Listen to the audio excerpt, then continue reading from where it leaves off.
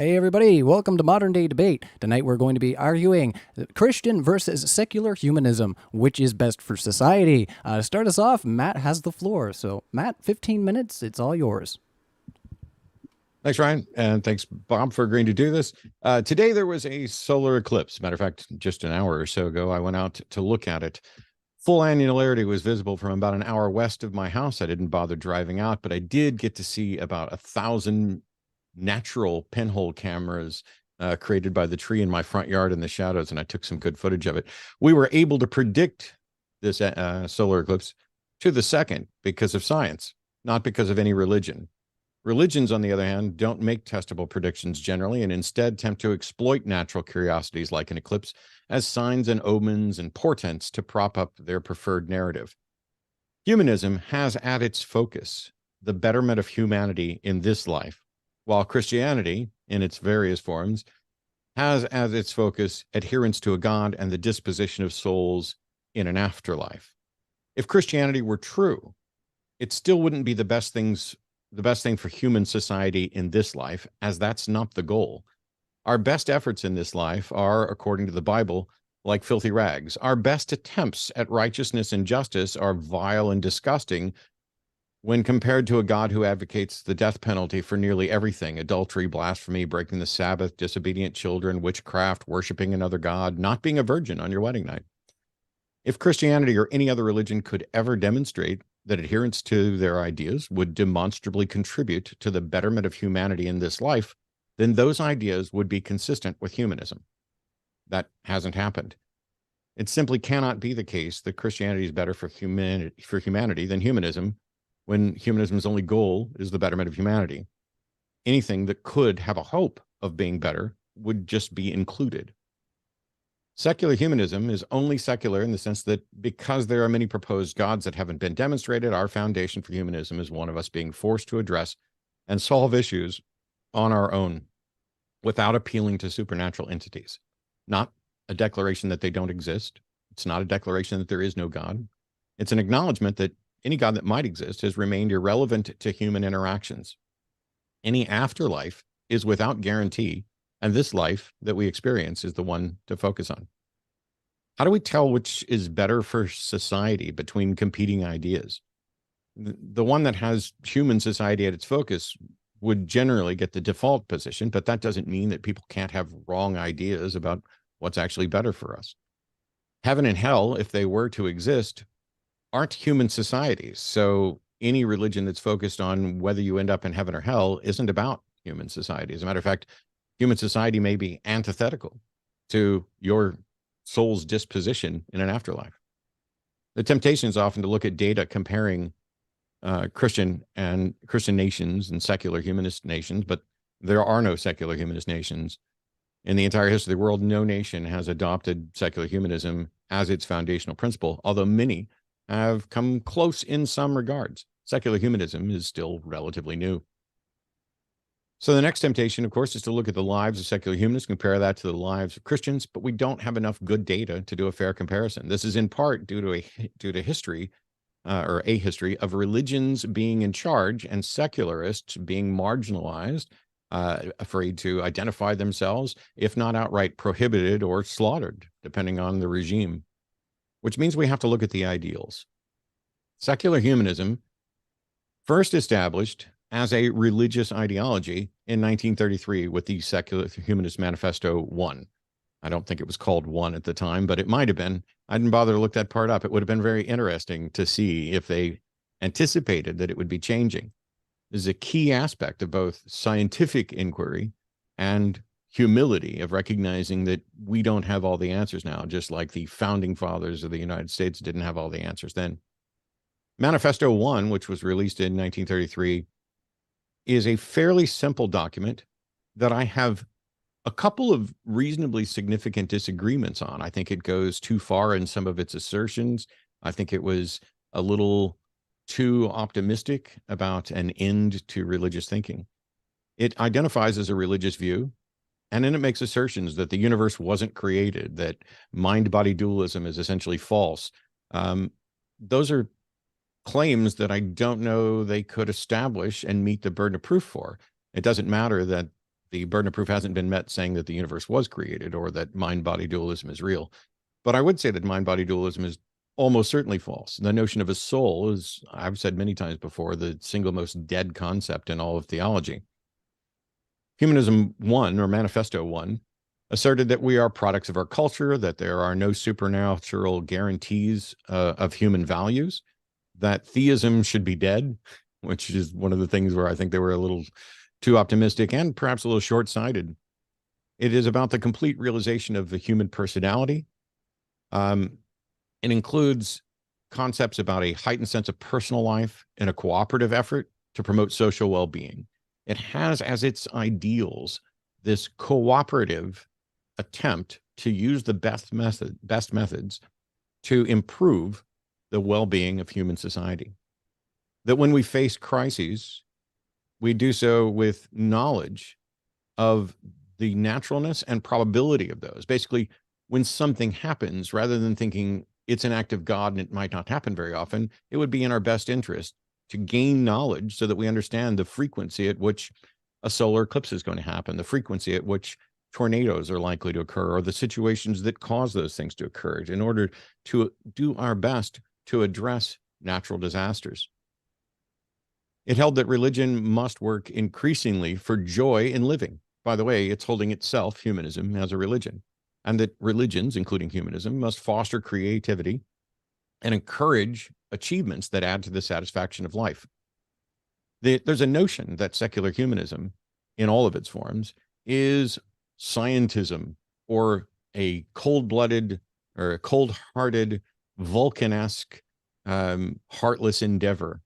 And yet, right from the start, they were recognizing that creativity and encouraging achievements that add to the satisfaction of life were critical, and that religious thinking, albeit not supernatural religious thinking, represented aspects of human life that were valuable. They also noted that the acquisition and profit-motivated society has shown itself to be inadequate, and that we needed radical change toward a more socialized, cooperative economic order. It's not simple socialism, not simple communism. It's probably not the democratic socialism that you might hear from someone like Bernie Sanders. But in 1933, this is what their line of thought was, that capitalism, while it has some advantages, may not be the best. I think it was a mistake for Manifesto 1 to start declaring things about economic policies, but they were trying to do what was best for all facets of society. And they flatly pointed out that the goal of humanism is a free and universal society in which people voluntarily and intelligently cooperate for the common good. 40 years later, in 1973, the manifesto was updated to what is my favorite version. It's way too long for me to go through and read in detail here, but I will hit some of the highlights. And then in 2003, it was updated again, where it was cleaned up, shortened dramatically, and I think is overall inferior, but I understand getting the bumper sticker sized McNuggets of thought may make it more appealing for some. But Manifesto 2 is where I tend to draw the most from, because I view Manifesto 3 as just a synopsis of the elements of 2. A few things that were important about the second Humanist Manifesto is that they flatly pointed out that the people who signed this manifesto immediately disclaim that they're setting forth any sort of binding credo. There is no, this isn't a top-down structure. These are statements for a vision in a time that needs direction. And they're affirming a set of common principles that they believed could serve as a basis for united action. And on that front, they addressed many different topics, beginning with religion. And it starts off without incredible animosity towards religion. They're essentially saying they're fine with religious inspiration, but what they're opposed to is dogma and authoritarian views that place anything above human needs. Religions don't pass the test of scientific evidence. Religion's promises of immortal salvation or eternal damnation are illusory and harmful. This is at least evidenced in the many people that I've spoken to over my years working with the atheist community, of people who were indoctrinated into a fear of hell that has lasted longer than their belief in that. To wake up in the middle of the night after being an atheist for 20 or 30 years with a fear of a hell that you were indoctrinated into as a child, or this notion or concept that you were born bad or that you were born wrong or that you have done, you're the reason Jesus had to die, has led to suicidal thoughts and actions on the parts of many people. Manifesto 2 also addresses the principles, the basic principles of ethics, that moral values are derived from human experiences, that situational ethics are what matter, and they stem from both human need and human interest, that reason and intelligence are the most effective instruments that we possess in assessing situations and trying to reach conclusions about what we should value and what we should consider unethical. It also points out expressly that they are not advocating for the use of scientific intelligence independent of or in opposition to emotion, for humanists believe in the cultivations of feelings and love. Humanism focuses on the individual as a cornerstone, as a founding basis of why we need principles for freedom. That human individuals are precious and have dignity, and the individual person is a central human value. That when it comes to things like sexuality, birth control, abortion, divorce should be recognized as rights. And that we're opposed to exploitive, denigrating sexual expression, but don't wish to prohibit sexual behaviors between consenting adults. It's a rather measured look that your freedom extends to the limits of where other people's freedoms began. The old saying that my freedom to swing my fist ends at your nose is kind of a way to sum it up. I think the freedom to swing your fist ends somewhat short of somebody else's nose when we consider things like personal space, but it doesn't mean that merely touching someone else is a problem. We have to address the entirety of the human condition and the human interactions. It also talks about democratic society, and that to enhance freedom and dignity, the individual must experience a full range of civil liberties in society. This includes freedom of speech, freedom of press, political democracy, the legal right of opposition to government policies, and fair judicial process, religious liberties, etc. And they're committed to an open and democratic society that includes the separation of church and state and the separation of ideology and state, or the separation of religion and government, essentially. Not that there should be an elimination of religion. People are free to and should be free to follow the dictates of their conscience. But that humane societies should elevate economic systems not by rhetoric or ideology, but by whether or not they increase economic well-being. This is one of the cornerstones of we're going to point to data. This is how we're going to make our decisions and change minds. Whereas religions do it through coercion and conversion, secular humanism advocates for debate, discussion, data-driven decisions. There's a little bit more to Manifesto 2. Principle of moral equality must be furthered through elimination of all discrimination based on race, religion, sex, age, or national origin. They made sure that they included that we're not the ones that are going to be discriminating against someone merely because of their religious views. And yet, religious institutions, when given power in governmental positions, have consistently, almost universally, to the point of wars, marginalized the people who don't agree.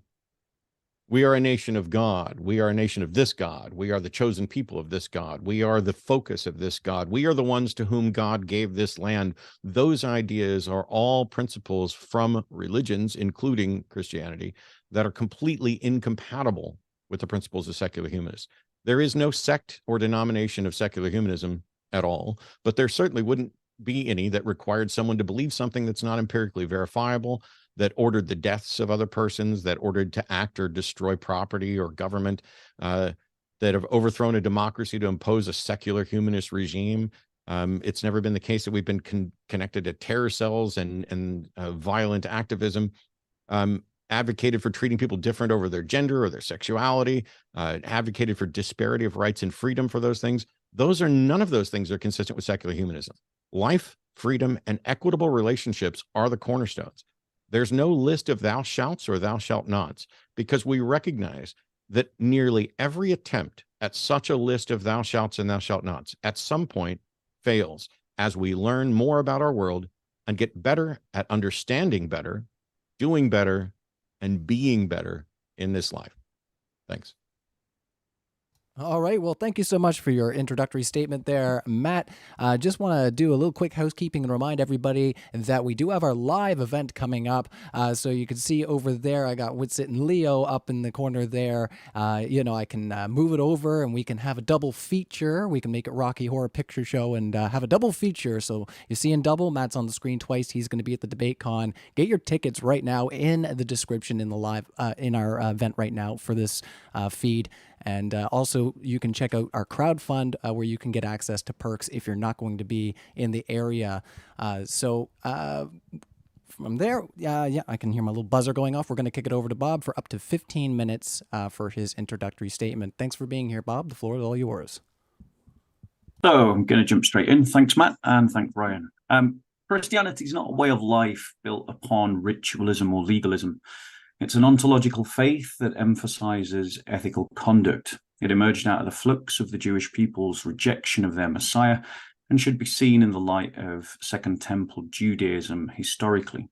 Christianity has an ontological way of life which emphasizes a way of being human and employs means to that end, which can be understood narratively as being God's priest on earth, reflecting the image of and likeness of God in the world, through the giving of themselves in a living sacrifice. Christians achieve this by directing their lives accordingly, embodying in the way they live both truth and virtue as defined by the faith.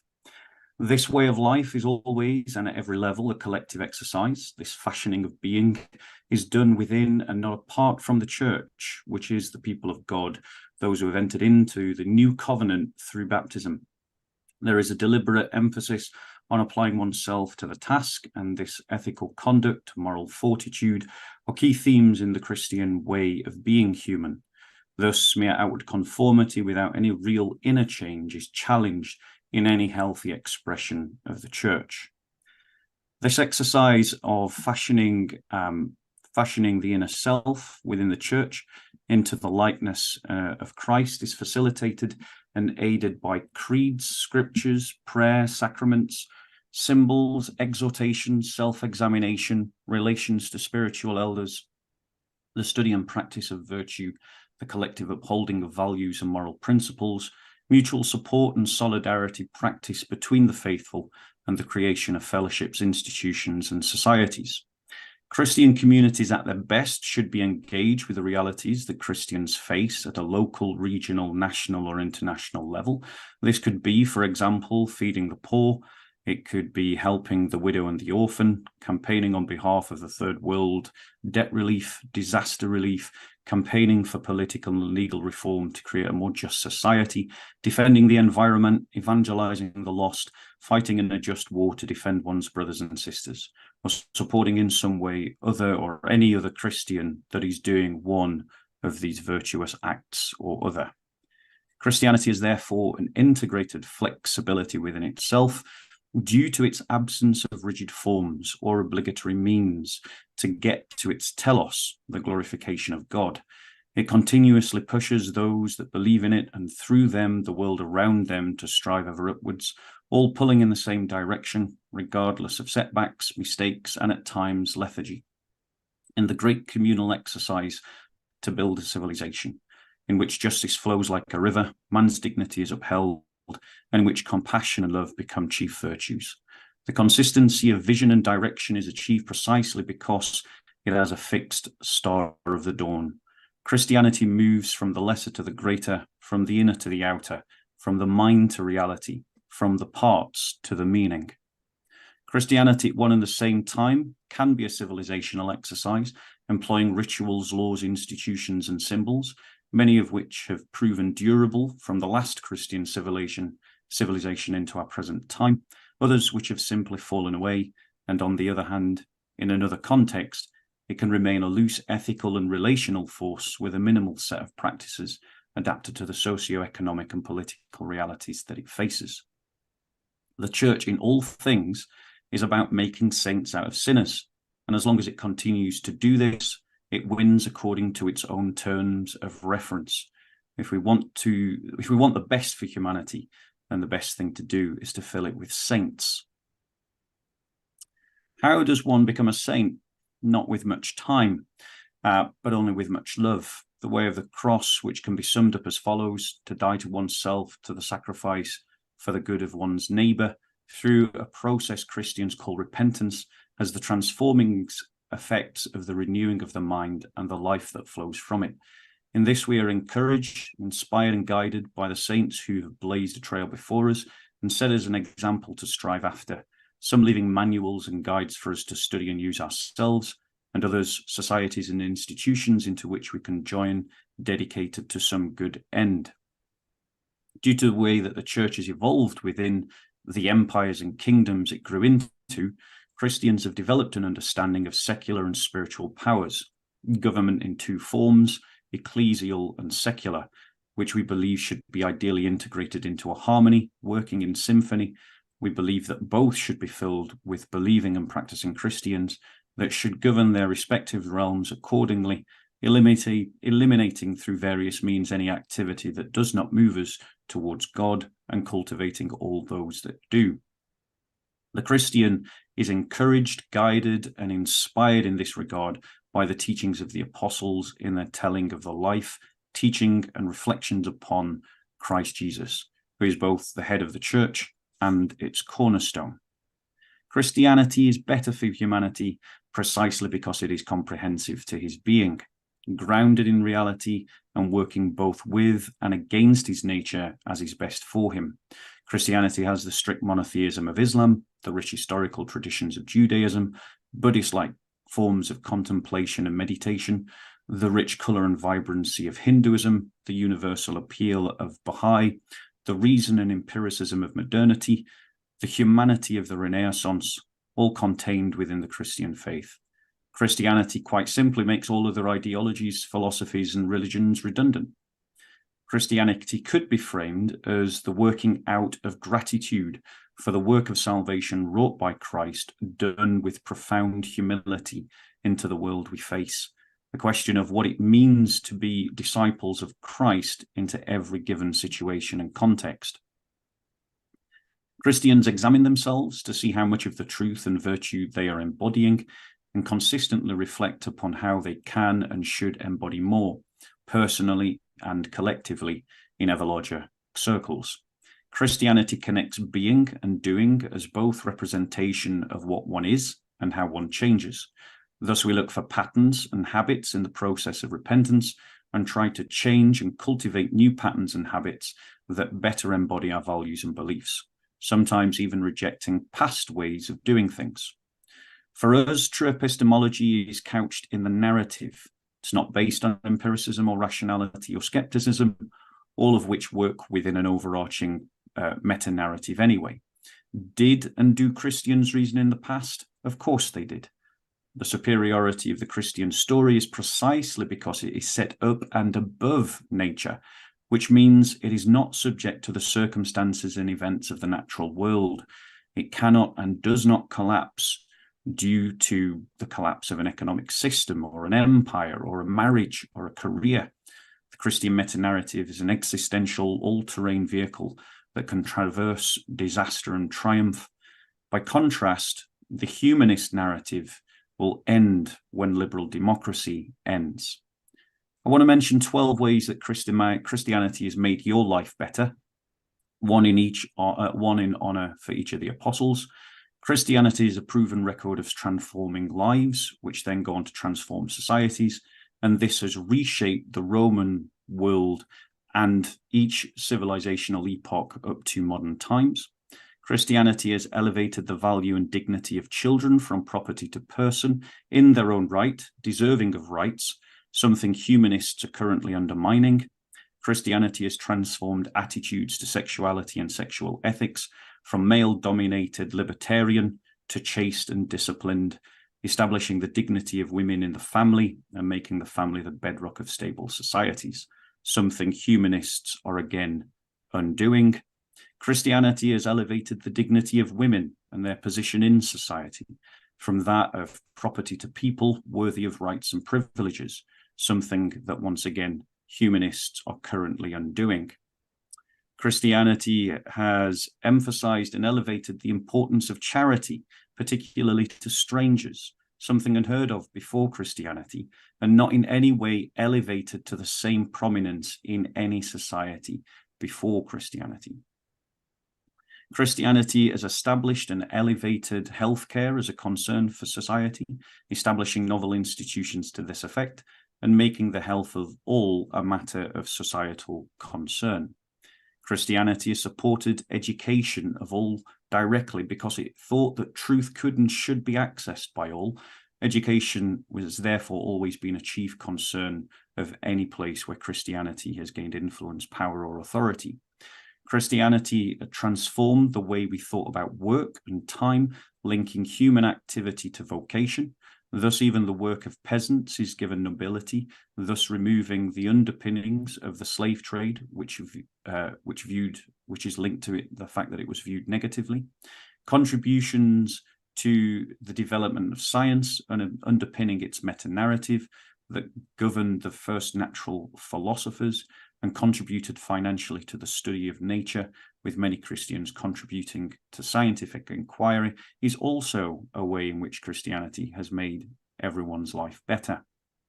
Christianity has at its heart an idea of liberty and justice for all, which has resulted in the chastisement of both emperor and kings and led and created the scaffold upon which liberalism currently works.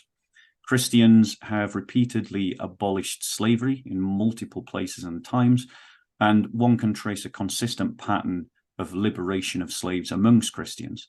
This is because the Christian narrative embodied in Exodus and that of Christ at a paradigmatic level involves the idea of setting slaves free.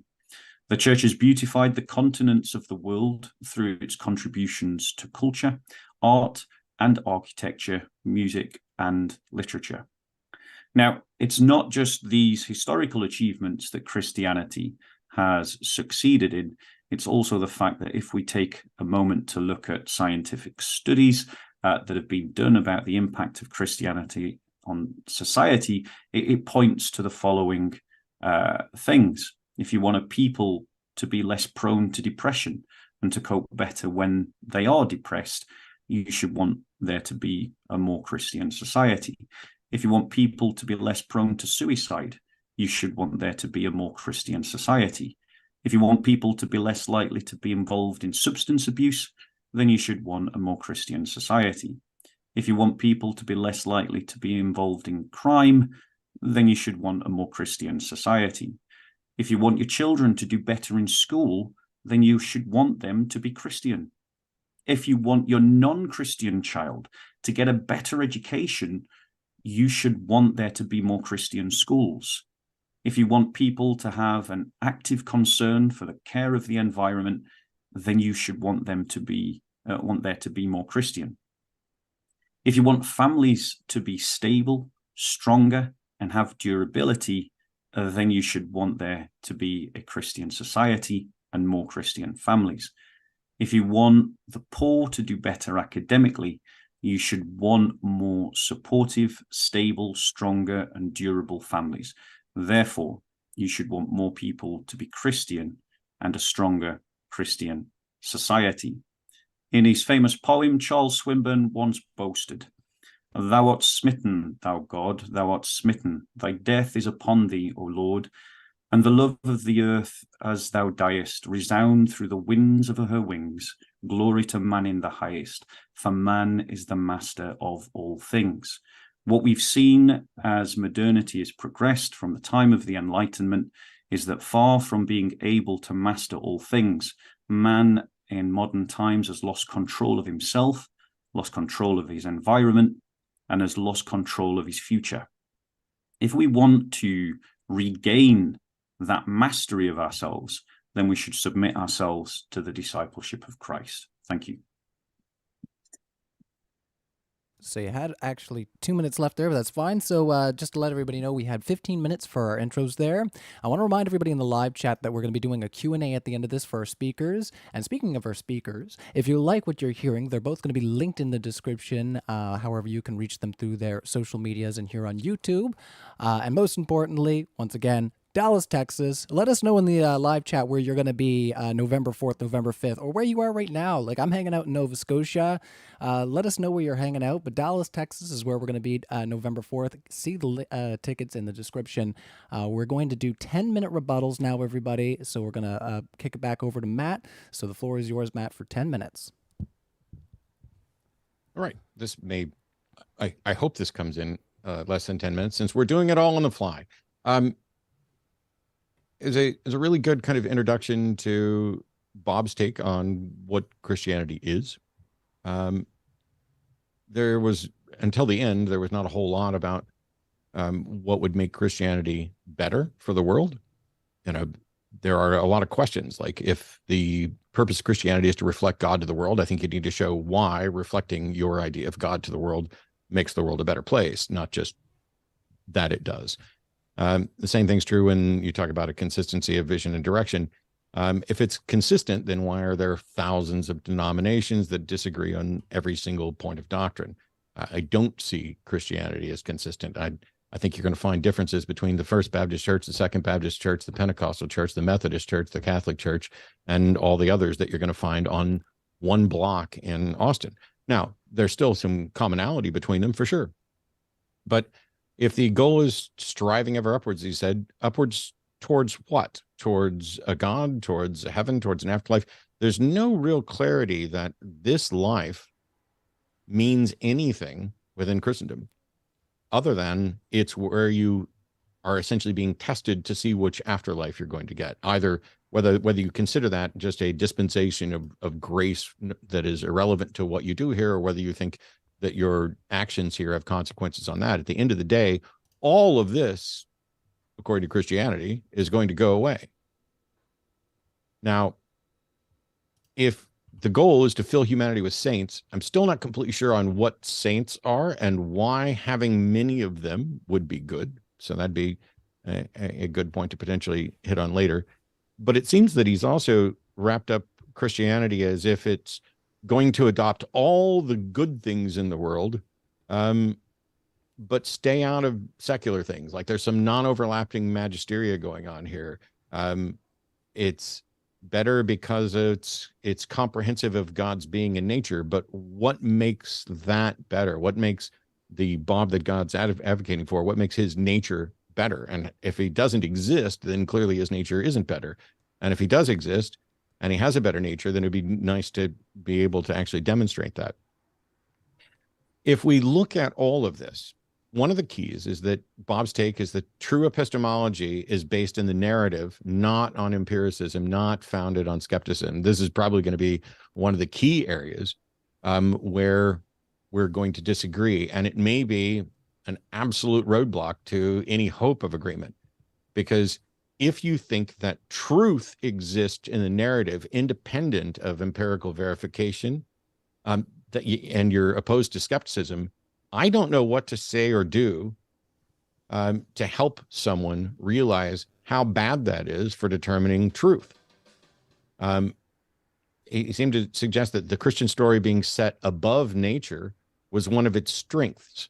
But if we're talking about what's best for society, saying something is above nature doesn't do us any good, because you're talking about a magical realm that we have no evidence exists or impacts nature. Now, on the list of things where Christianity has impacted our lives, neither myself nor any reasonable atheist I know would ever deny that Christianity has impacted our lives in good ways and in bad ways. That's the reality of one of the world's foremost religions, if not the world's foremost religion, having impacted nearly every aspect of this. But if you take a look at the things that he listed, not one of his positions compares Christianity to secular humanism. There is no comparison there. There is no secular humanist regime or government that you can compare it to. And so when you say, oh, Christianity did this, Christianity did this, yes, Christianity has built hospitals and schools, but that doesn't mean that without it, we couldn't or wouldn't have built more hospitals or schools. When you're in the position of power, when you are in a position where you are essentially sanctioned by the government, where you are in a tax-free status, there are certain privileges that come with that.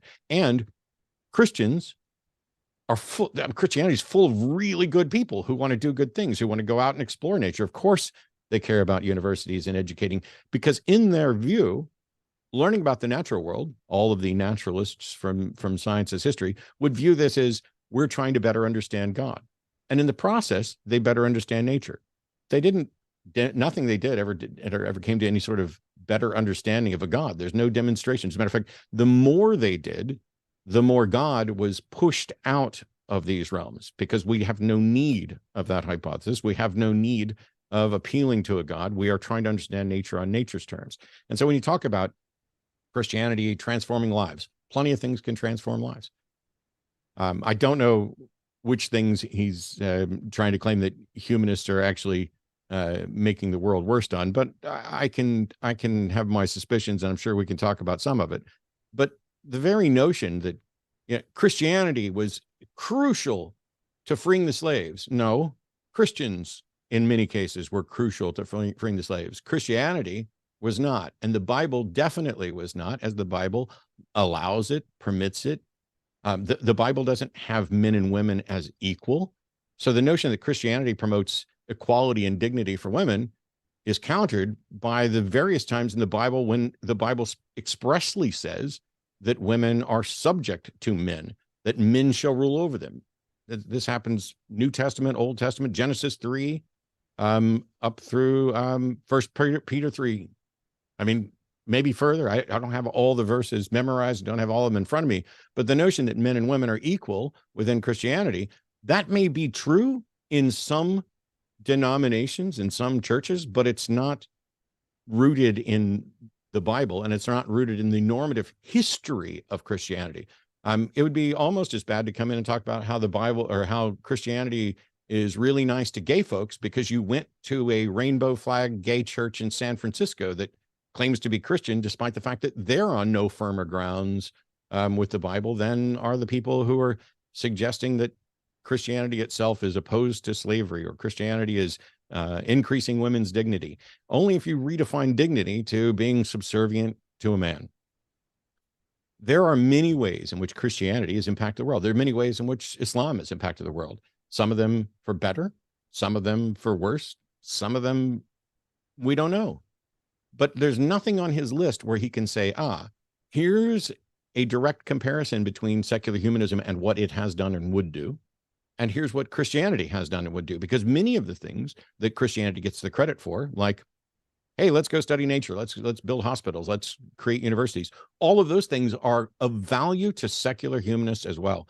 And they wouldn't go away under secular humanist regime. It is happenstance of history that the religious favored position was the one to establish many of these schools and hospitals within our society. Whereas had religion not become as prominent, do we think that we would not be teaching people?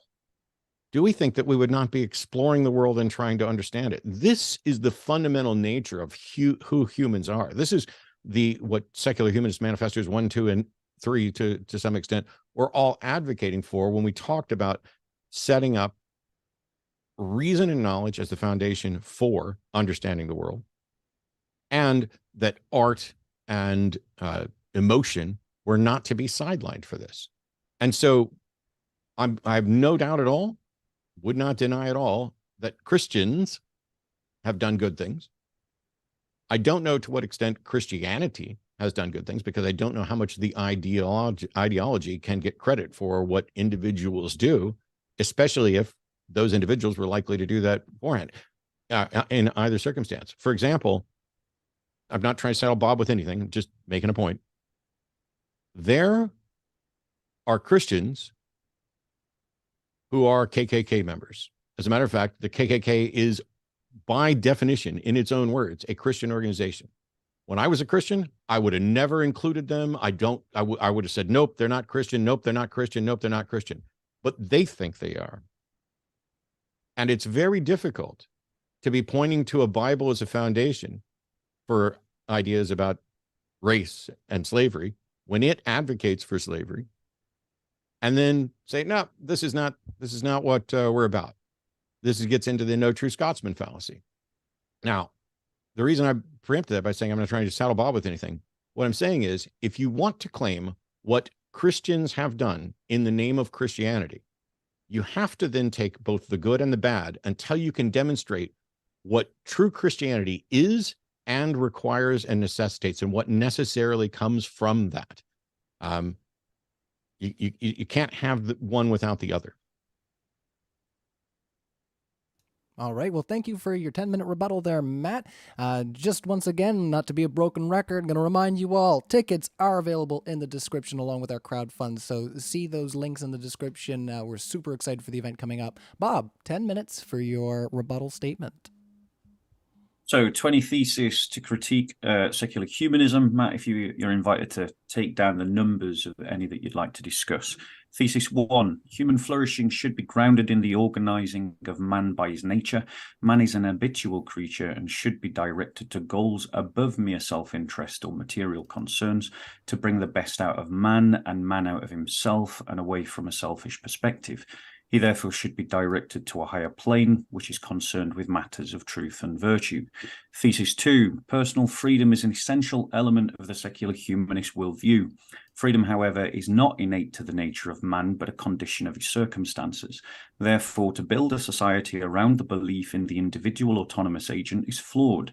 If it is a weak reality, and most people have limited power over their own lives, a different foundation stone for society should be sought. Thesis 3, families are an obviously better foundation for society as they contain more wealth and power. They provide to society its first line in education, policing, counselling, health provision, social benefits, social care, and as such, the state should focus on the family as defined by the church. Thesis 4, progressives abuse freedom. For them, freedom is framed as a private concern connected to private property used to private ends. In contrast, the Christian understanding of the use of freedom is as a fruit of knowledge, directed to a proper end, which is expressed in the pursuit of the common good. Thesis 5. If as suggested, the individual is a weak locus of liberty and power, it follows he is easily manipulated and formed in a myriad of ways by outside pressures and forces, such as commercialism. Observation and self-reflection strongly suggest this is true. It follows that the subjective claims based on the individual self are therefore weak grounds upon which to order society. Thesis 6. Progressive hyper-individualism undermines the humanitarian ethic and thus shows the contradiction of ideas that pervades this worldview. Progressive thought on race and gender-critical studies cuts away at the coherence of the common narrative that binds us together and thus increases the fault lines of conflict, leading to an increase in pain and suffering. In short, heterogeneity undermines the basis for securing the universality of human rights. Thesis 7. Secular government is a Christian hangover from the medieval period. It is not established as rationally better, showing that humanists are, as the historian Tom Holland put it, goldfish in a Christian bowl. Thesis 8. Religious freedom signified the death of the Roman idea that the peace of the society rests on its peace with the gods, an idea that carried over into the church and medieval Christendom. Religious freedom is a fruit of religious diversity, but such diversity, though, has largely been cosmetic, as Christians hold essentially to the same worldview. We've genuinely only experienced real religious diversity for the last 80 years, in Europe at least, and it has brought nothing but blood to our streets and is a source of strife and conflict in our society, just as you can see today. Religious pluralism is a delegitimizing force against the secular state, because a truly secular government has no legitimacy because it represents no one. Thesis 9. The state takes its own side and fills itself with an ideology to suit, known as nationalism, and therefore is not neutral. A true state neutrality would lead to insipid values that are as unoffensive as they are ineffective. The claims by secular humanists like Matt to want a neutral government are Machiavellian in nature. They desire sole control over the national curriculum. The secular humanist wishes his humanist religion to rule over the state.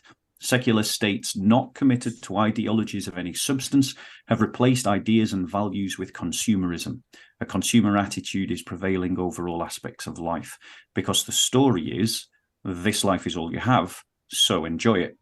This creates an ambiguous relationship to values and to cultural traditions, which is responsible for the weakness of liberal secular society. Thesis 10. Secular humanists governments cannot resist Islamization. The political commentator Douglas Murray has argued that the Enlightenment has failed to go deep or to go far. Humanism is an already dying idea. The sociologist Peter L. Berger argued that the beliefs become normalized in society are immaterial to whether they are true.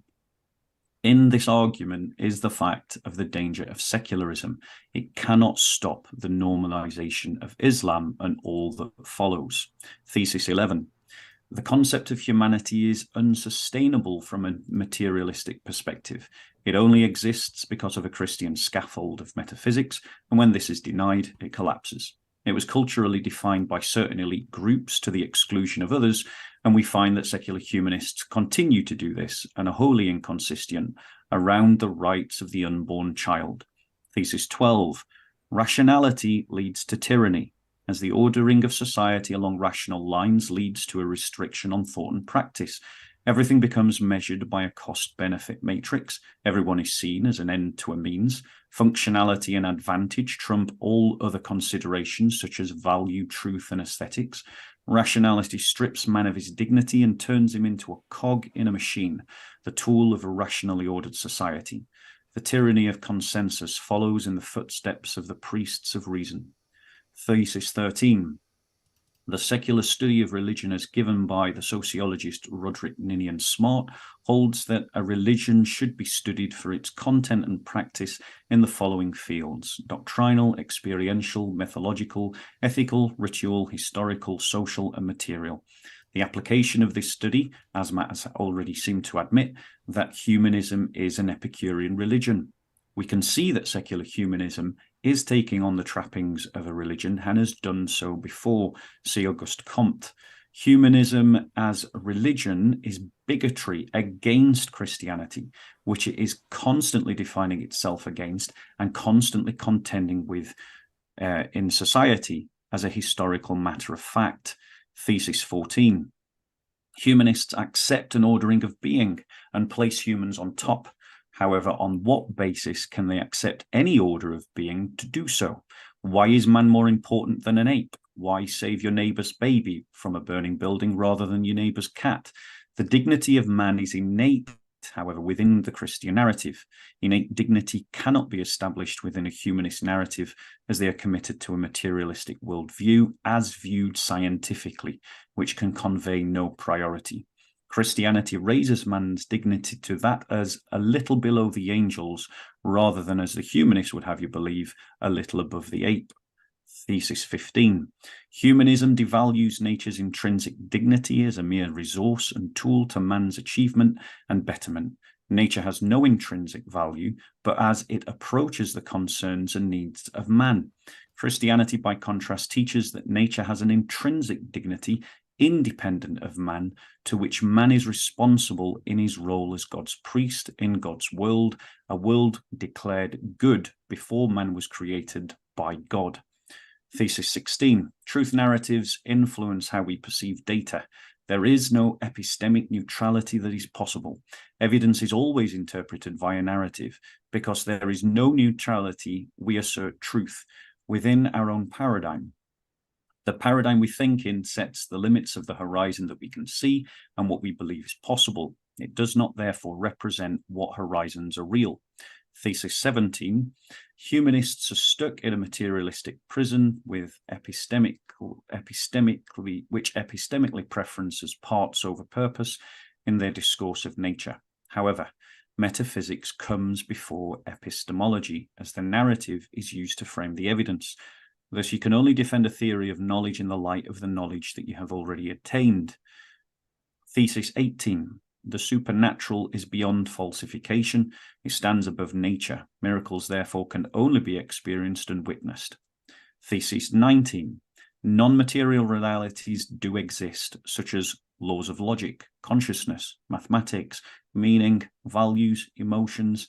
They exist and yet are not material realities. Therefore, we can believe in something based on effects or experience alone, without direct observation of the thing itself. Emergent properties like gravity, wind, and the mind are other examples. The essay is not subject of the essay is not the subject of the empirical study, but the effects or the source of its origin, and is yet evidently present and remains part of the real. Therefore, we can say the non-material world exists and does interact with the material world, such as, for example, dying of a broken heart, the ending of addictions because of mystical visions. Therefore, if minds are an emergent property of bodies, could it not be said that knowledge of the super property of minds, a non-material connection to a supernatural reality verified by countless experience?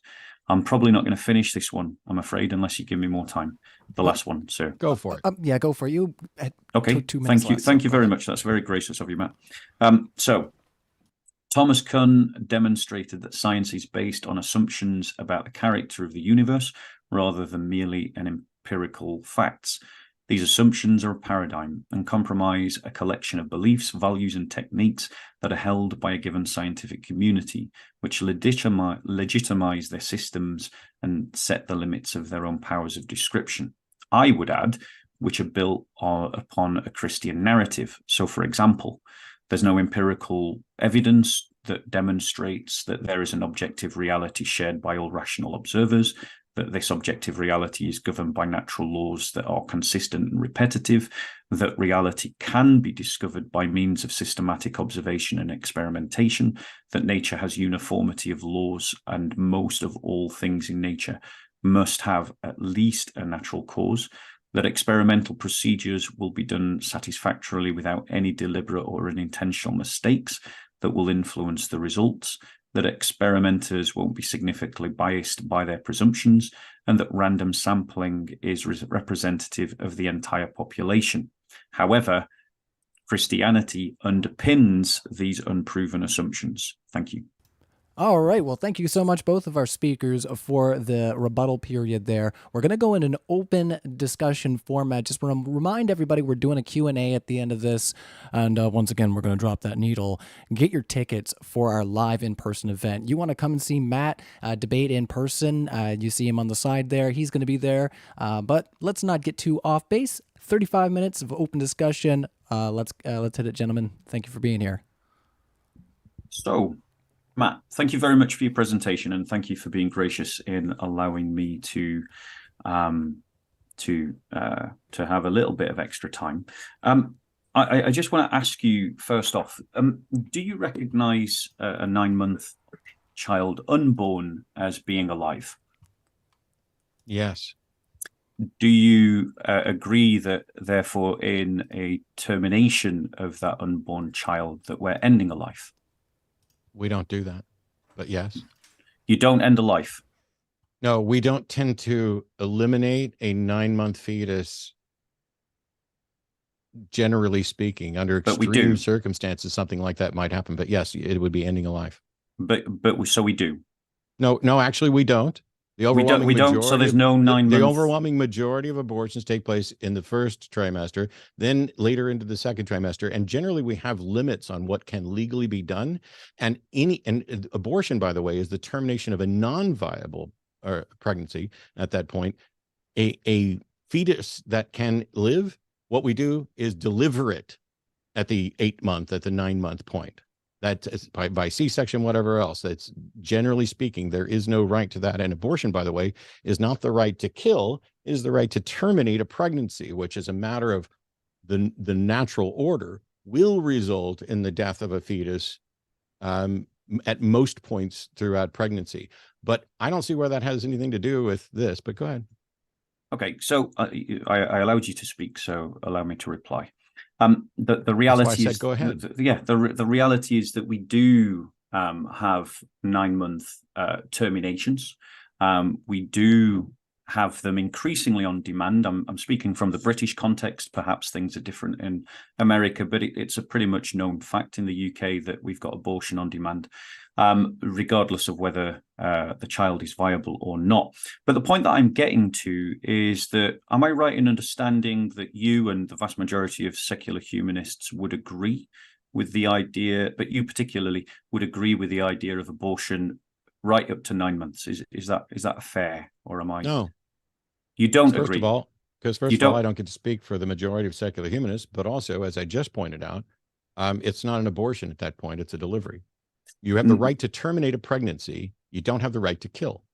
Okay, so this is just semantics. Termination. It's not semantics. Is the end. Termination is Termination the end of a life. pregnancy. It's not the end of a fetus. If we're just going to talk over one another, then I'll just talk over you, and this whole conversation breaks down. Well, we need to go you're back not into going to tell the truth, and you're not going to take the answers that I'm giving. No, I'm not. One second there, Bob. accepting So your sophism and your use of language. That's fine. Don't accept it. Go ahead. Thank you. So the reality is that as I understand Matt's position, and he can correct me if he's wrong, but he does support the idea of abortion without limit. Literally just corrected you on that right before you said it. So literally just corrected. You just redefined it. So you did just. Sir. Thank you. Okay, just if you want to say just that second, my correction did is a say what he redefinition, said, so. You're still wrong about what my position is. I'm going to ask you to mute there, Bob. So let's try to mitigate the crosstalk. If we can't find like a rhythm that we can get into with each other, we will go into 1 minute back and forths. So let's just try again there, fellas. So basically, the thing is, Matt has been saying again and again and again in countless and repeated debates that humanism doesn't support killing. But it does, because it supports the idea of abortion. And abortion is the taking of human life. Let's be clear what happens in abortion, especially as in the later forms of abortion. It involves things like ripping the limbs off of babies, ripping their legs off of their bodies, ripping their arms off of their bodies, crushing their skulls. This is killing. Matt might want to call it termination. He might want to dehumanize them by saying that they're fetuses, and he might want to pretend that late-term abortions of viable babies, that abortions of viable babies aren't occurring, but they are. And Matt wants to defend them by saying that we're not killing anyone, we're terminating a fetus, and we're doing it because no one can force a woman to have a pregnancy.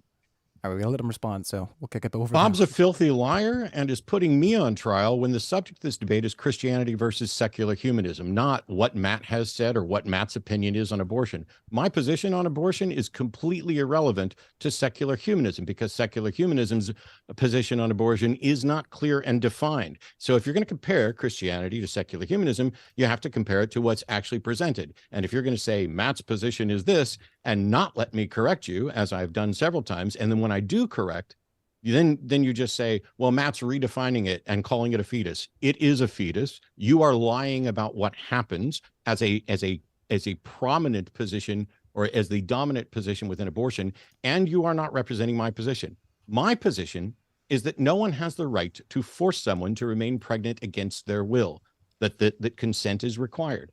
That means that an abortion is the termination of a pregnancy. Sometimes that results in a loss of life. Sometimes it results in a delivery. That's my position. There are laws in place that I'm generally okay with, but to come in and sensationalize and talk about ripping the limbs off of babies is absolutely ridiculous. That's not anything any of us have ever advocated for. It's not a principle of secular humanism. It is sensationalizing, and I was hoping that it would be beneath you to do that, but evidently it's not. So since none of your rebuttal actually addressed my opening statement in any specific way and was a pre-canned ChatGPT ASMR, do you have anything that's a rebuttal to what I actually said, or are you just going to rebut straw men?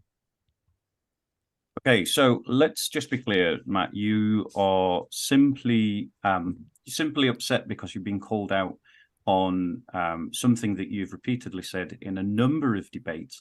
The fact of the matter is, you're here representing secular humanism. You're representing the Secular Humanist Manifestos. The Secular Humanist Manifesto supports the idea of contraception and the full use of abortion. No, it doesn't. Yes, it does. No, it doesn't. People can go. Okay, so people can go. I read it and to check. you. It people literally can go says and the check. word. It does right, not so say here you are full. interrupting me once I am again. interrupting you because you're a liar. Yeah, I was muted when I interrupted you. So I'll Ryan, mute could we have some I'll sit here consistency muted in and interrupt you moderating, live. please? All Right. So thank you. We'll move. Can I finish what I was saying? We'll move into 1 minute rounds back and forth just to mitigate the crosstalks, and we'll try not to throw too many points out there. We do have a couple subjects that we can kind of hit on as we go through this, but let's try to work through this issue first, and then I'll throw some suggestions in there. Okay, so Matt has claimed that I'm misrepresenting him. I simply invite everyone to go and look at the Humanist Manifesto. It is in favor of contraception. It is in favor of abortion. And abortion does equal killing. And Matt has just nodded his head. Abortion is killing. So when Matt says there's nothing in the Humanist Manifesto in favor of killing other people, he is either knowingly lying or he is unwittingly lying. So to call me a filthy liar for calling him out on that is unfortunate for Matt, because he's going to be embarrassed when people read the manifesto and check to see which out of the two of us is lying. And we can come on to some of the things that you've mentioned if you want to. We can already do that because I read that portion of the manifesto. What I said you were lying about is that the secular humanism advocates for unrestricted abortion. That is not what the Secular Humanist Manifesto says. I read the section about what it actually says at the beginning. I also offered clarification as to what my position is. And even after doing that, you still decided to misrepresent what my position is, claiming that I don't know. It doesn't matter. What is your objection? What is the demonstration that secular humanism is inferior to Christianity when it comes to society in this world? Because you haven't really done that. Well, that's your claim, Matt. But true, it is my claim. That's why I just uttered it. It is your claim. It is your claim, exactly. Yeah. So let's stick onto this situation of abortion, because you've stated that it doesn't talk about when abortions occur. It doesn't set any limits. You yourself are here representing secular humanism, but when it suits you, you say that you are not. You're not speaking for all secular humanists, but when it suits you, you are representing all secular humanists. I'm never representing all secular humanists, never claimed to, never do.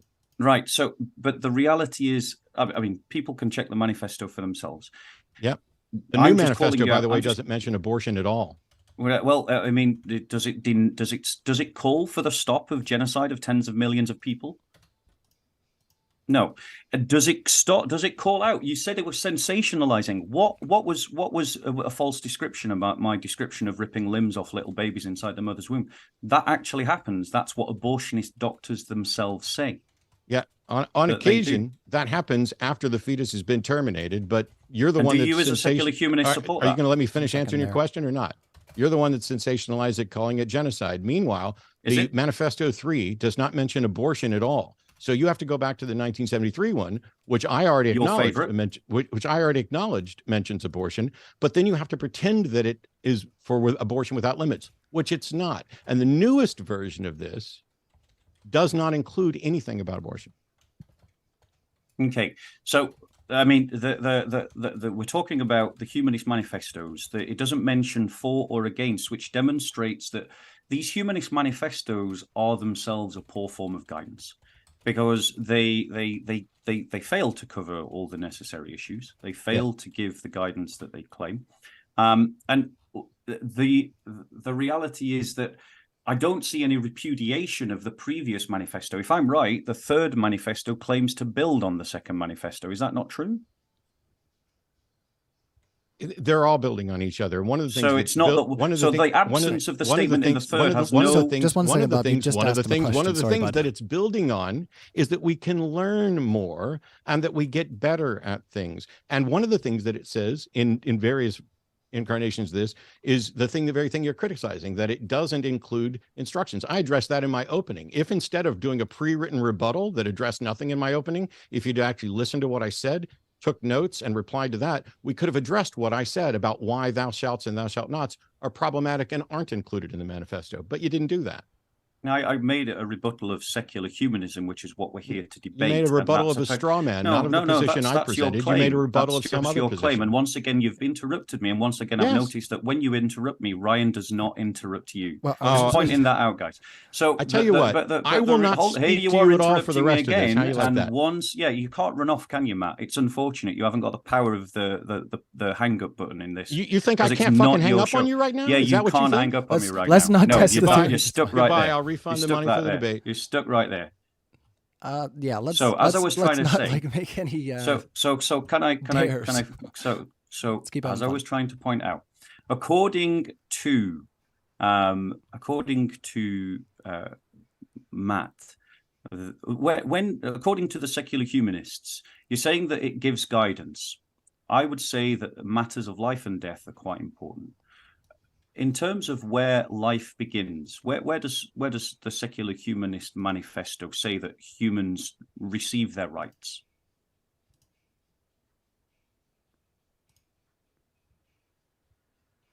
Are we replying? Oh, sorry. Was that a question for me? Yes, Matt, that was a question for you. Did I address this in my opening about where it says they receive their rights? No, I don't remember hearing that. No. That's unfortunate. You should have been listening, because I did, actually. Well, people can judge that. I'm right in the middle of a chess game right now. Can you wait? Yeah. So there we go. I mean, here's Matt having a debate, and you can see the arrogance. Does this make for our society a better place, Matt? This kind of arrogance. You're asking me where the secular I'm manifesto. asking you because are you going to let me finish rephrasing the question?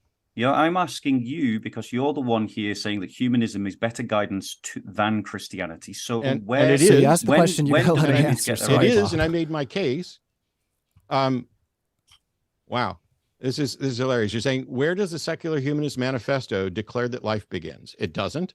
And where does it talk about where we get rights from? In the second one, it talks about ethics and morals being derived from human experience.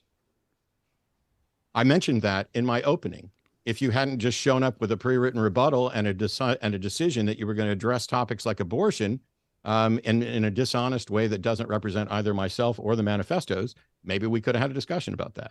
Now, I'll let you go back to your chess game. But Thanks. Yes, thank you. So now let me just point out something that here Matt is saying to you that humanism is guidance, and yet humanism, as he has admitted, gives us no guidance about when life begins. He says that we should reflect on humanist experience. Now, if I ask Matt what his personal view is and then challenge him on his personal view, he'll say, well, that's just my personal view. That's not a criticism of secular humanism.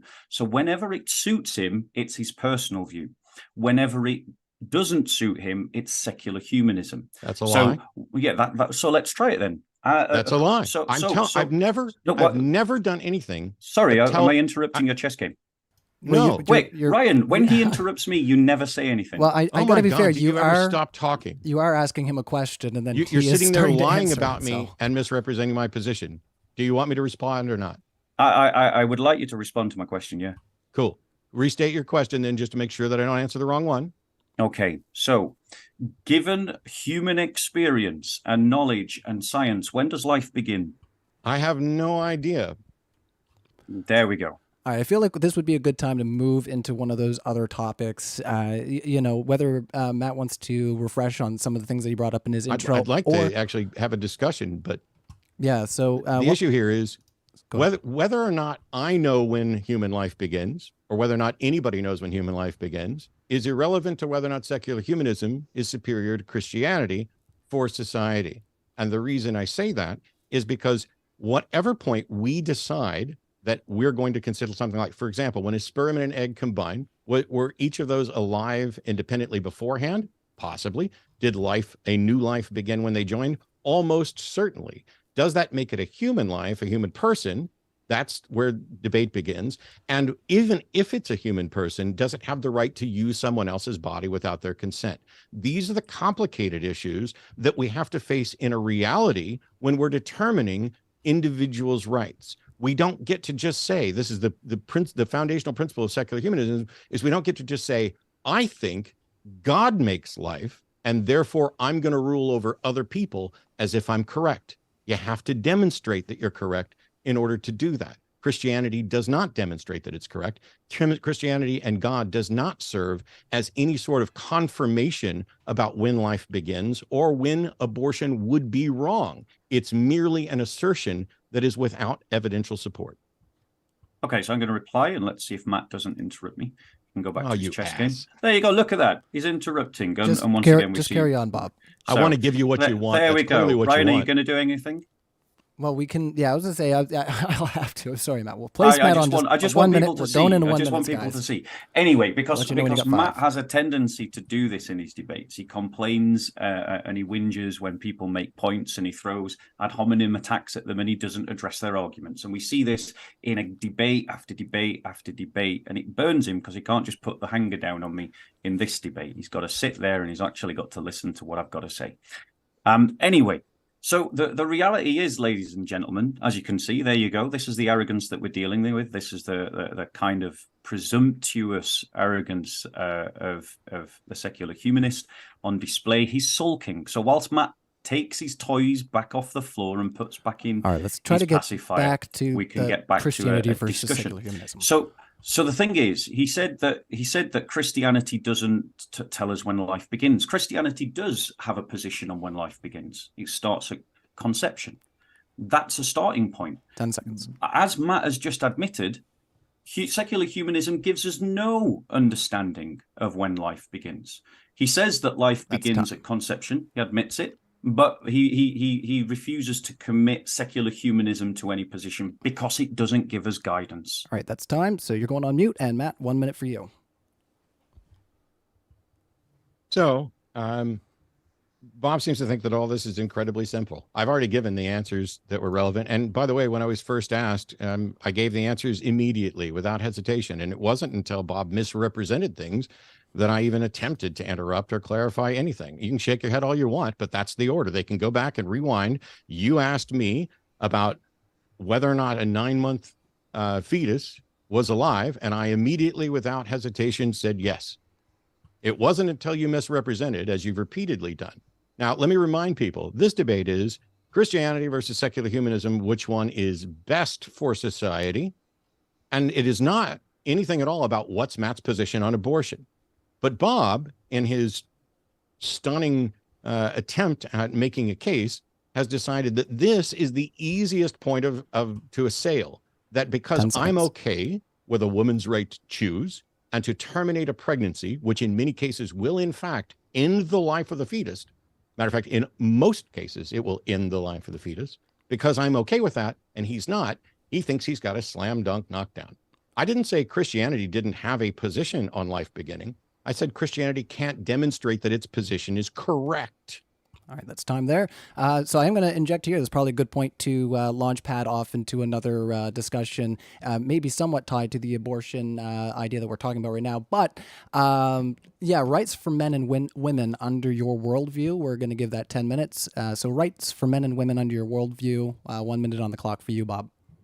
Okay, so right now, secular humanism, and particularly the progressive element within the secular humanist community, is undermining the rights of women.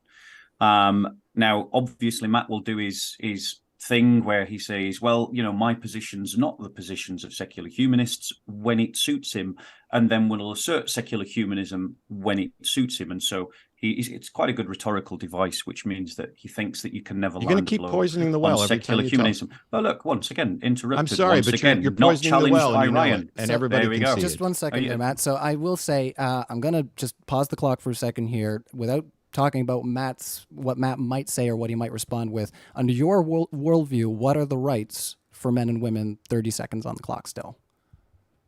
Okay, so as I was saying, in terms of the dignity of men and women, it is something that is given to them within the Christian worldview as they are, as man and woman.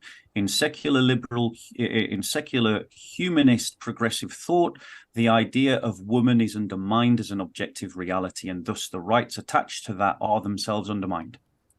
All right, time, and over to you, Matt. 1 minute. No, they're not. The Bible doesn't hold men and women as being equal. Secular humanism does. End of story. Okay, back to you, Bob. Want to come off mute there?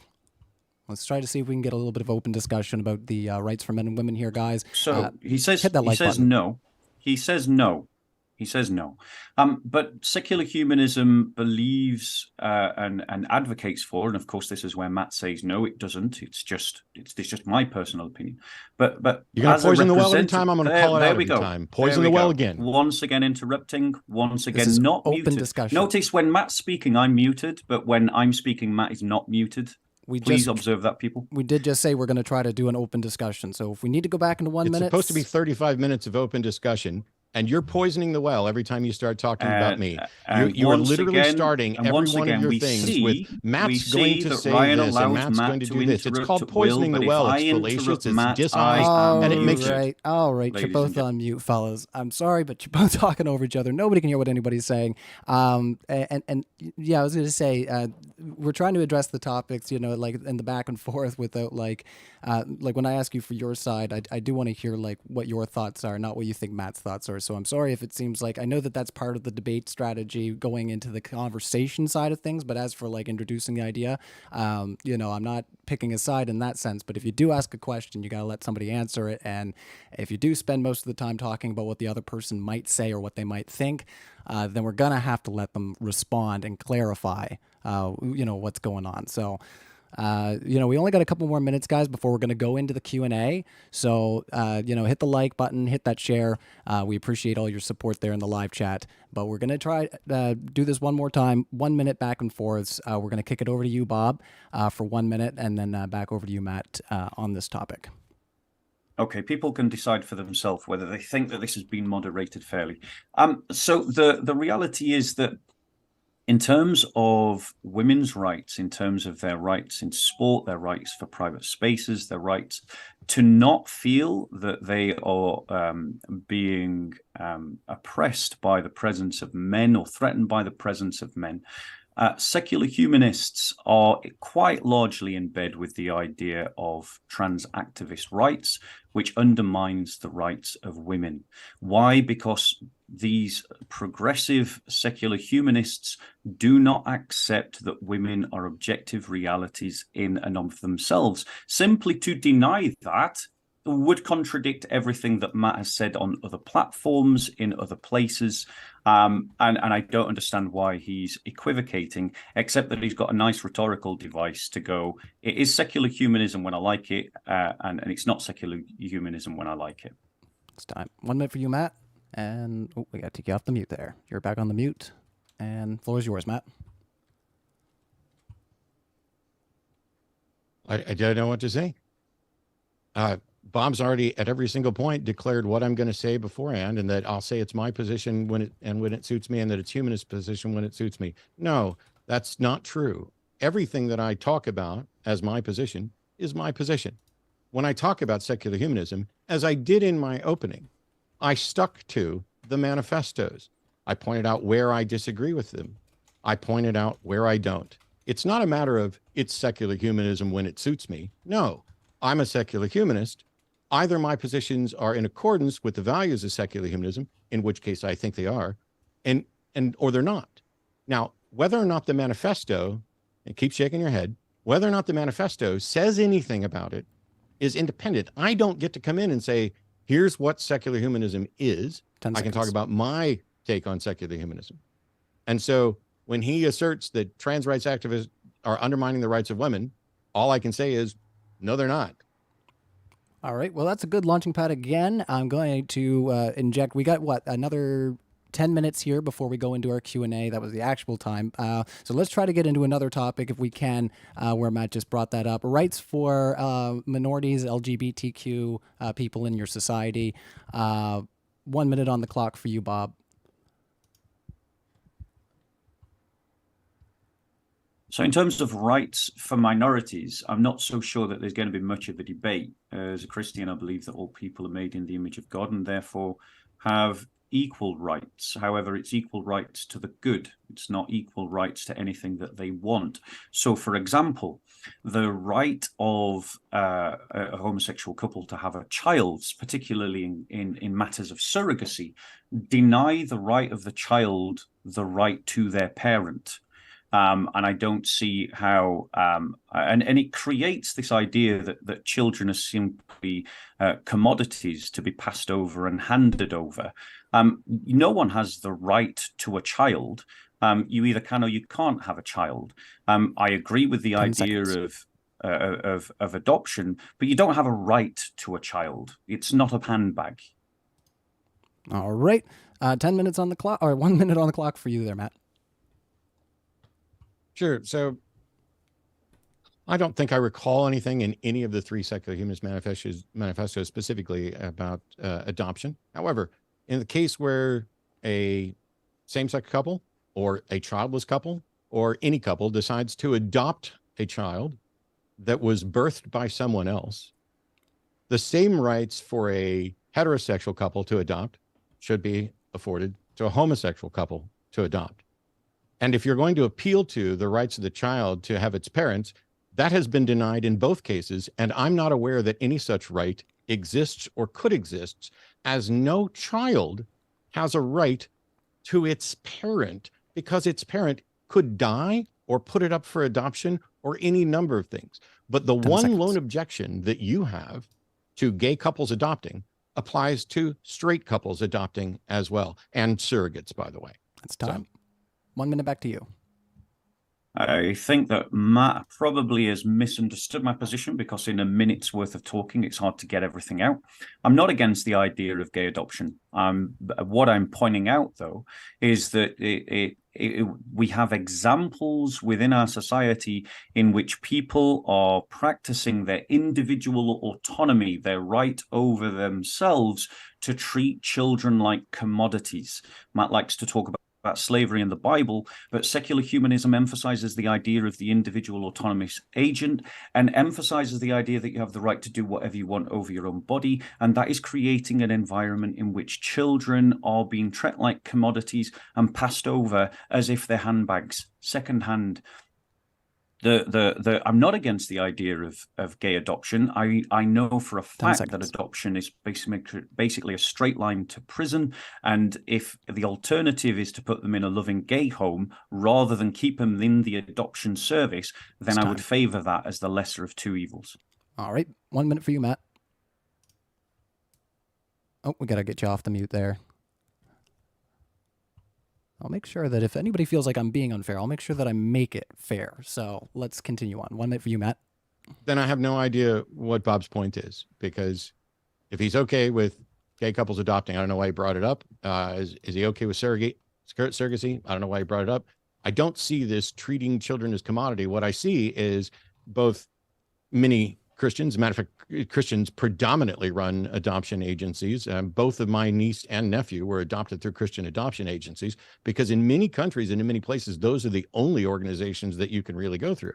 But if Bob doesn't have an objection to that, I don't know why he brought it up, because in my perspective, from a secular humanist perspective, I don't see anything specifically about adoption in the manifesto, but my take is that getting kids into loving homes is the priority, so that they don't wind up in the system. And on that front, I don't know why why the subject was brought up, because it seems that we agree. All right. He's absolutely right. In terms of the alternative between leaving children in the adoption services or getting them into stable homes, we do agree. However, the point that I've made and the problem that I seem to be having is that what I'm trying to get across to Matt is that humanism emphasizes the idea of the height of the individual autonomous agent, that they have the control over their own body and what they do with it. But they go beyond that to what they do with other people's bodies, including things like in surrogacy and in abortion. These are questions for society. So let me just ask Matt straight out. Does humanism give guidance about surrogacy and abortion? Because these are real questions. The death of 90 million people could be affected by the answer. In the past, we've had 90 million abortions. These aren't little questions. They are relevant questions. And if you're admitting humanism gives no guidance, then you're admitting that Christianity, because it does give guidance, is better. 1 minute. Well, there's a massive amount of fallacious thinking there, that no guidance versus some guidance means that some guidance is better. No, some guidance could actually be worse if it's guiding against things that are better. Humanism in its in the manifesto too included abortion as a right. It just didn't outline everything about it, for the same reason it didn't outline any number of other things, because we're still learning and still drawing lines. And at the time in 1973, this was an issue that needed to be spoken on, and it will again here in the United States now that the right has essentially been demolished by an overtaking of the Supreme Court. But when it comes to secular humanism not valuing autonomy, I don't know where surrogacy comes in. Are you suggesting that that surrogacy is a problem because it turns a fetus into a commodity? People want a kid. 5 seconds. They use one of a couple of viable methods to have a kid, and you're saying that something's wrong with that? 1 minute on the clock for you. Okay, so yes, it's a problem. Surrogacy is a problem because you don't have a right to a child. It is not a right that you can have a child in the same way that you have a right to water. You can either have a child or you can't have a child. But what children cannot be are handbags. What they cannot be are commodities that you just give over to someone else because they want one for their designer family. And we do see that. We do see that within the surrogacy kind of practice. Now he's admitted that there's no guidance from secular humanism on these questions, but he hasn't demonstrated that the guidance offered by Christianity is bad. He's just implied that it's bad. He's just suggested that it could be bad, but he hasn't demonstrated that it's bad. So let me ask you, Matt, are secular humanists, and you being the representative of them here in this debate, are they in favor of surrogacy?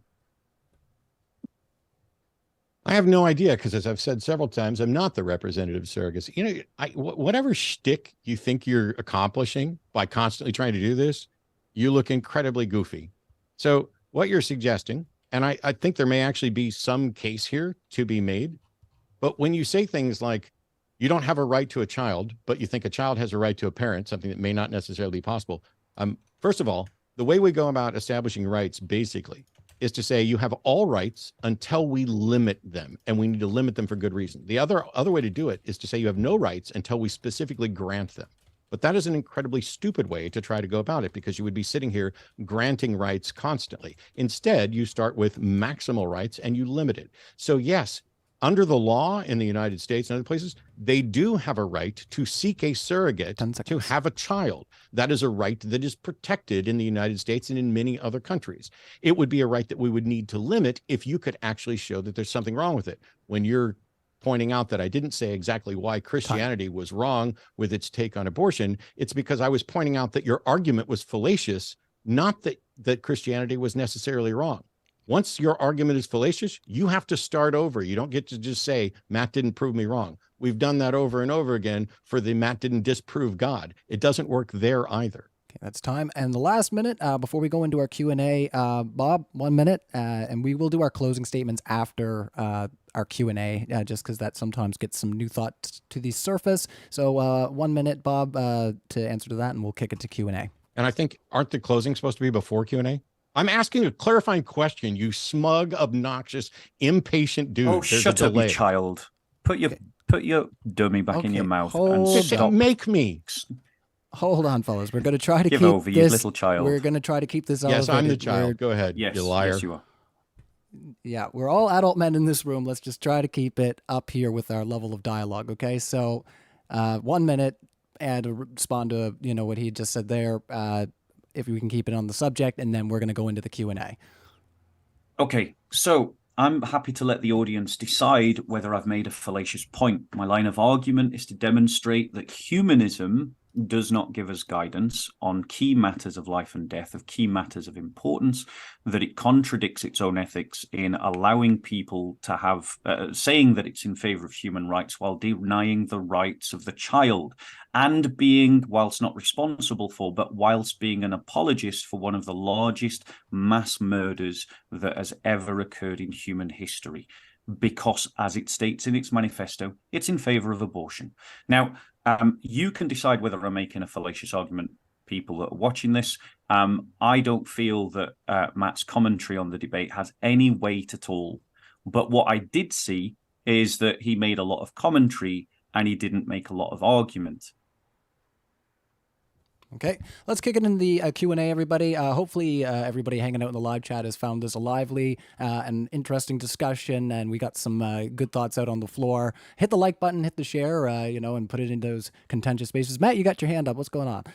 Well, yes, this is what I was trying to clarify, because now it's twice you said we're going into Q&A. My understanding, according to the format, is that there would be 5-minute closings, and then we would go into the Q&A. Oh, that's what I was trying to clarify that Bob wanted to throw a hissy fit about. Okay, sorry, I'll be darned. Yes, it does say here 5-minute closings. I usually do them at the end, but yeah, we got a different format here today, guys. So let's do the 5-minute closings. Who wants to go first, I should ask? You guys have both been kind of champing, so let's. Who wants to go first for the closing? Oh, what the heck. I'll go first every time. Why not? 5 minutes on the floor. Cool. So I gave an opening. The debate was supposed to be, is Christianity or secular humanism, what's best for society? My opening specifically gave a case for secular humanism in that its foundation is about what's best for society, and that Christianity isn't necessarily about what's best for society, and that the aspects of Christianity or any other religion that would be consistent with that would be included within secular humanism. For example, whatever the correct position is on abortion and when life begins, that would be a part of secular humanism. I then gave my rebuttal, going through the various things that Bob said. I couldn't hit all of them because there was also a 12-point about it transforming lives, and then the dignity of children, sexual ethics, women's dignity, property to people. There's so much to go through. And then Bob's rebuttal was a 20-point rebuttal to some straw version of secular humanism that exists elsewhere that wasn't a part of my opening. I don't know if people realize this, but in a debate, you are here to present the case and to address what your opponent's position is as presented there. Not what you think their position is, not what you think their position is from some other debate, not what they've said elsewhere. So, shockingly, I'm not the subject of this debate, and neither is what my personal take is. Only thing that's a subject here is my defense of secular humanism, which is why I stayed on the topic with that. Going through the secular humanist manifestos, talking about the advantages and benefits of it.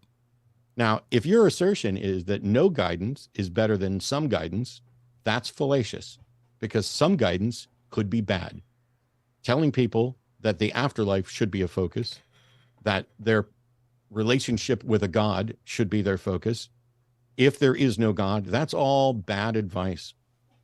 So the fact that secular humanism doesn't expressly get into the details of what the position should be on abortion or other issues is not a problem, because it begins by acknowledging that, which I also included in my opening statement, that these are not a list of specific positions, but are about values and putting things first, about freedom and autonomy. Now, what did Bob bring up?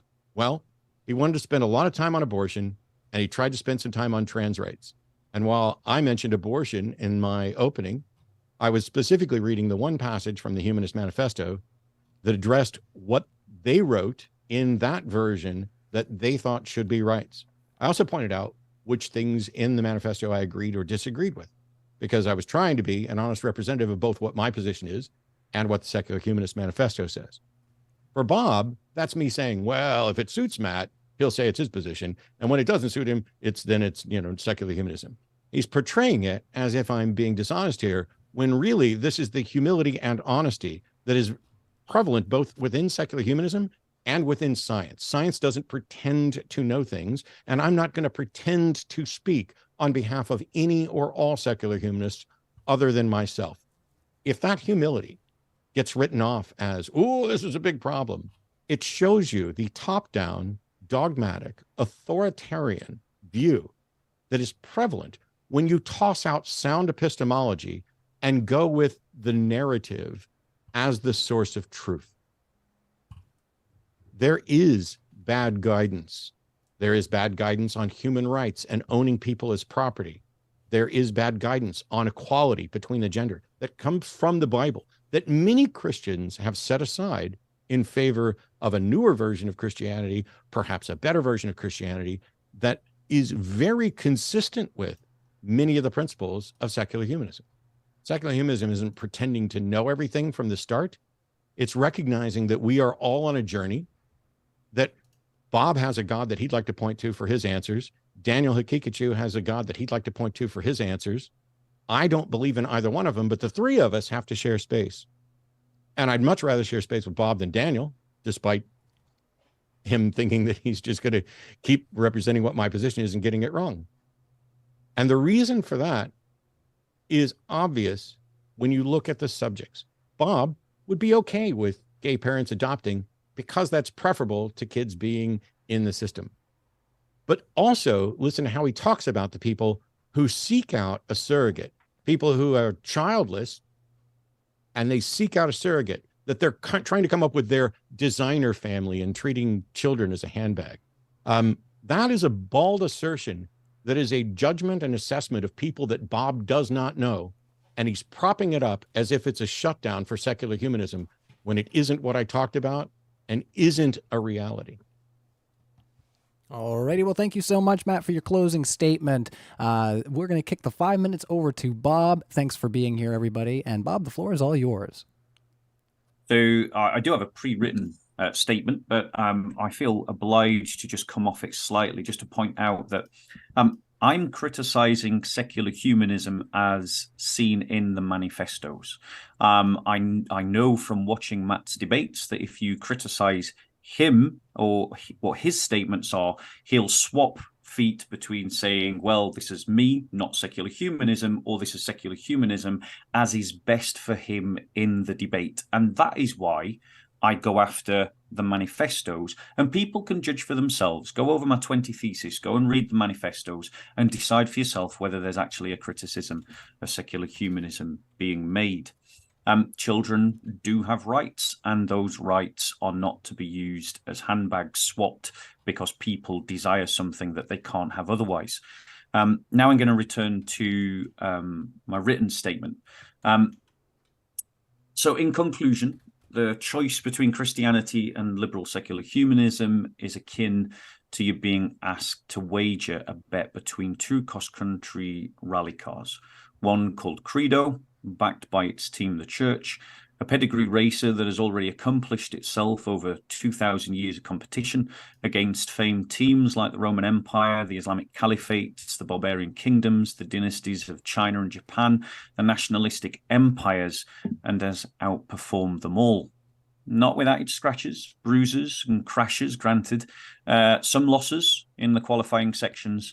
It's raced over the plains of feudalism, gone into the valleys of plagues and disasters, pressed through the swamps of corruption, passed over the mountains of achievement, endured the deserts of oppression, and rode through the forests of civilization.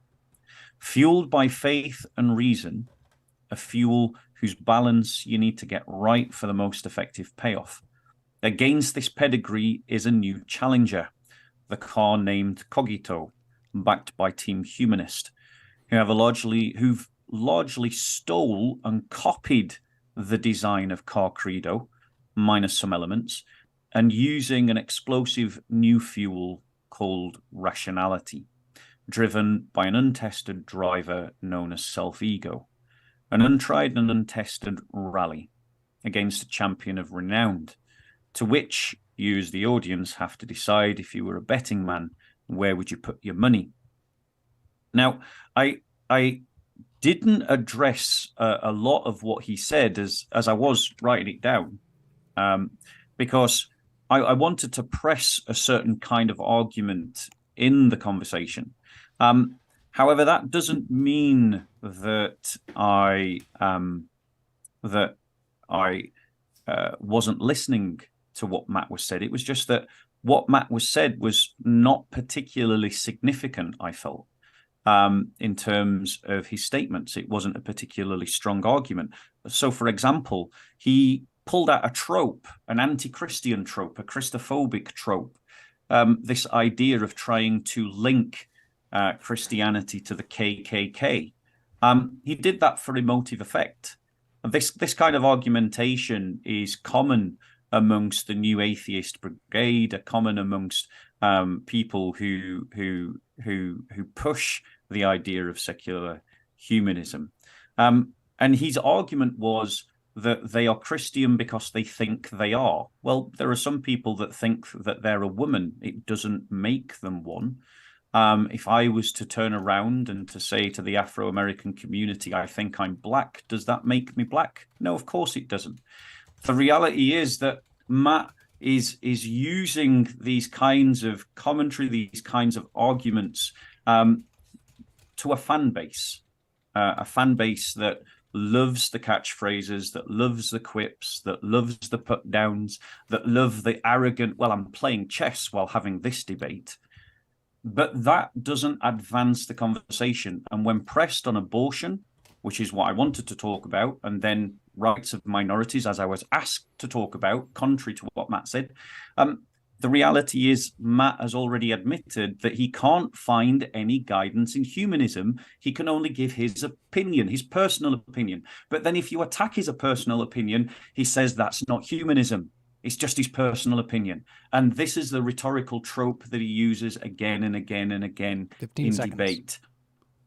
You've got to decide, out of the two presentations, has offered a better argument for their viewpoint. And I leave it to you. I don't need to comment. All right. Well, with that, we're going to get into our Q&A, everybody. Thank you, everybody, for being here. A big round of applause for our, virtual round of applause for our speakers for being here. They're the lifeblood of the channel. So thank you, Bob, and thank you, Matt, for being here. Let's get right into your questions and keep those questions coming in. We're going to try to, once again, set like a 1-minute timer here, I think, for these questions as they're coming in, because we might get really down the rabbit hole, I think, on a few of these. So, In Defense of the Gospel for $4.99. Thanks for coming out. Secular humanism doesn't start wars. They quietly stand for the 600,000 deaths of children each year in the name of rational and freedom. I think that one's for you there, Matt. Okay. Not a question. But no, we're not quiet. We're actually, a good chunk of us are in favor of a woman's right to choose. I've actually debated abortion. I think it's funny that Bob said he wanted to talk about abortion. He could have scheduled a debate on abortion, but instead he did it on this and then tried to smuggle abortion in. He could have just arranged for a debate on abortion, which I've done before. Although I have some concerns about the optics of dudes debating abortion, but I've done it. And yeah, no, I don't stand idly by. I stand in support of women's right to choose, period. Alrighty. Next one coming in from T-Will. This $5 Canadian. Oh, Canada. Hello, my fellow Canuck. Matt's wrong. Christianity was crucial to freeing slaves because without the Bible, there wouldn't have been slaves to free in the first place. Oh, that was back. That's a twisted little way. I was like, what do you mean I'm wrong? I literally said that Christians were instrumental to this. Okay, there wouldn't have been slaves. But actually, you're wrong as well, commenter, because Christianity, nor Judaism, nor the Bible, none of that invented slavery. So when you say that there wouldn't have been slaves without Christianity, you're just wrong there too. There were already slaves. It's not like Christianity invented the concept, nor did Judaism. In Defense of the Gospel strikes again for $9.99. Don't worry, Bob. We got some for you too. So just sit tight and take your time. We'll be right with you. Matt, mosquitoes, the Bible, and Matt misquotes. Sorry, mosquitoes. Jeez. Matt misquotes the Bible and takes it out of context on purpose. He needs to, in order to lead his sheep who won't seek the truth for themselves. Has society improved the more secular it has become? It's time for glasses. So it's cool that you can just assert that I misquote the Bible and misrepresent the Bible, but you actually have to make that case. And considering that a good chunk of the videos that I've done for my own channel are me actually just reading the Bible and doing the entire context, I think you got some heavy lifting to do. But At no point today has anybody made a case that I've misrepresented the Bible. However, your argument is fallacious because when you say, has the world gotten better as it's gotten more secular? In many ways, it has. But my case is about secular humanism, not about secularity. There are secular regimes that are completely antithetical to secular humanism, that are murderous, vile regimes. And so for you to suggest, oh, has the world gotten better as it's gotten more secular, is irrelevant to the subject of this debate. But in many ways, yes, it has. People generally living longer. We have better access to healthcare, better access to more information, but it hasn't solved all our problems. And I'm not saying that it hasn't solved our problems merely because there's not a secular humanist government. I'm saying it hasn't solved all our problems because there are still ideologies in the world that are not secular that are controlling things. Let's just look at what's going on with Israel and Palestine right now. Okay. This next one coming in for you, Bob, from Mystic Hydra. Nice to see you again in the live chat there. Do you think all religions are a better approach than secular humanism? Or is a humanist approach better than, say, Scientology, for example? No, absolutely not. If I had a choice between living in anything other than a Christian society, I'd probably choose secular humanism. And the reason for that is because secular humanism is essentially Christianity light. It borrows from a Christian scaffold. It borrows Christian metaphysics. It stands upon Christian metaphysics. It borrows Christian forms. It borrows Christian attitudes. It distorts many of them in the process of the borrowing. It borrows from Christian doctrine. The reality is that secular humanism is a distortion of Christianity, and as such, secular humanism is better than Islam. Secular humanism is better than Hinduism. Secular humanism is better than Scientology by far. And so, no, I don't believe that it's a case that all religions are better than secular humanism. Actually, secular humanism trumps a lot of religions. Alrighty. Big Thing Flying Wayne flying in again for $5. Rationality leads to tyranny. I know some slave-owning founding fathers that would say Bob is too conservative and extremist in his faith. Who's that to, sorry? I think Big Thang Flying Wayne, I think this one's to you there, Bob. Rationality leads to tyranny. That's in quotation marks. I know some slave-owning founding fathers that would say Bob is too conservative and extremist in his faith. They can say that, and they're probably, from their perspective, right. I would come across as very different to them. The thing about humanism or that understanding is the centering of the ordering of the state around the idea of the touchstone of the human as the principal object of moral discourse. That is why communism and fascism are both forms of secular humanism, despite what Matt Dillahunty thinks. Matt Dillahunty's okay, fair enough, and you've interrupted me, but you just said his name. I'm sorry, but if you're going to imply if you're going to talk about what I'm going to say, and you're wrong. Well, I mean, people can judge your statements in other debates to see whether you've denied it, like with Jordan Peterson. But the reality is that these are forms of secular humanism. The kind that the manifestos propel. Coming back to tyranny, that was it. Tyranny of reason.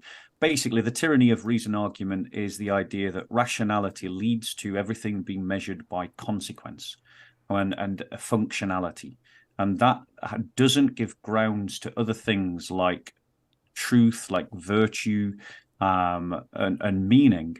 And everything becomes measured by a cost-benefit ratio, which is harmful. It's tyrannical because it closes down other measurements of human activity. That's the problem with it. All right. Let's So since it was brought up in my discussion with Jordan Peterson, when Peterson tried to also say that there had been secular humanist regimes, I corrected him as well. Those were not secular humanist regimes. They were not founded. And you were wrong to do so. Sorry, what was that? You were wrong to do so because they are. No, I was still correct. None of those. No, regimes, you really weren't. I really was. You're going to keep interrupting me? I mean, I let you do it you twice interrupt now. me at leisure. I know, but I let you do it twice, but it's like you're going to keep doing it now. You ready? Are you upset? Yeah, no, I'm not upset. I'm annoyed. Okay. All right, I will warn both of you. If you do imply the other speaker, I'm going to let them respond. But the Soviet Russia was not a secular humanist regime. Yes, It did not use the Secular Humanist Manifesto. It did not rely on secular humanist principles. It essentially had the state as the government.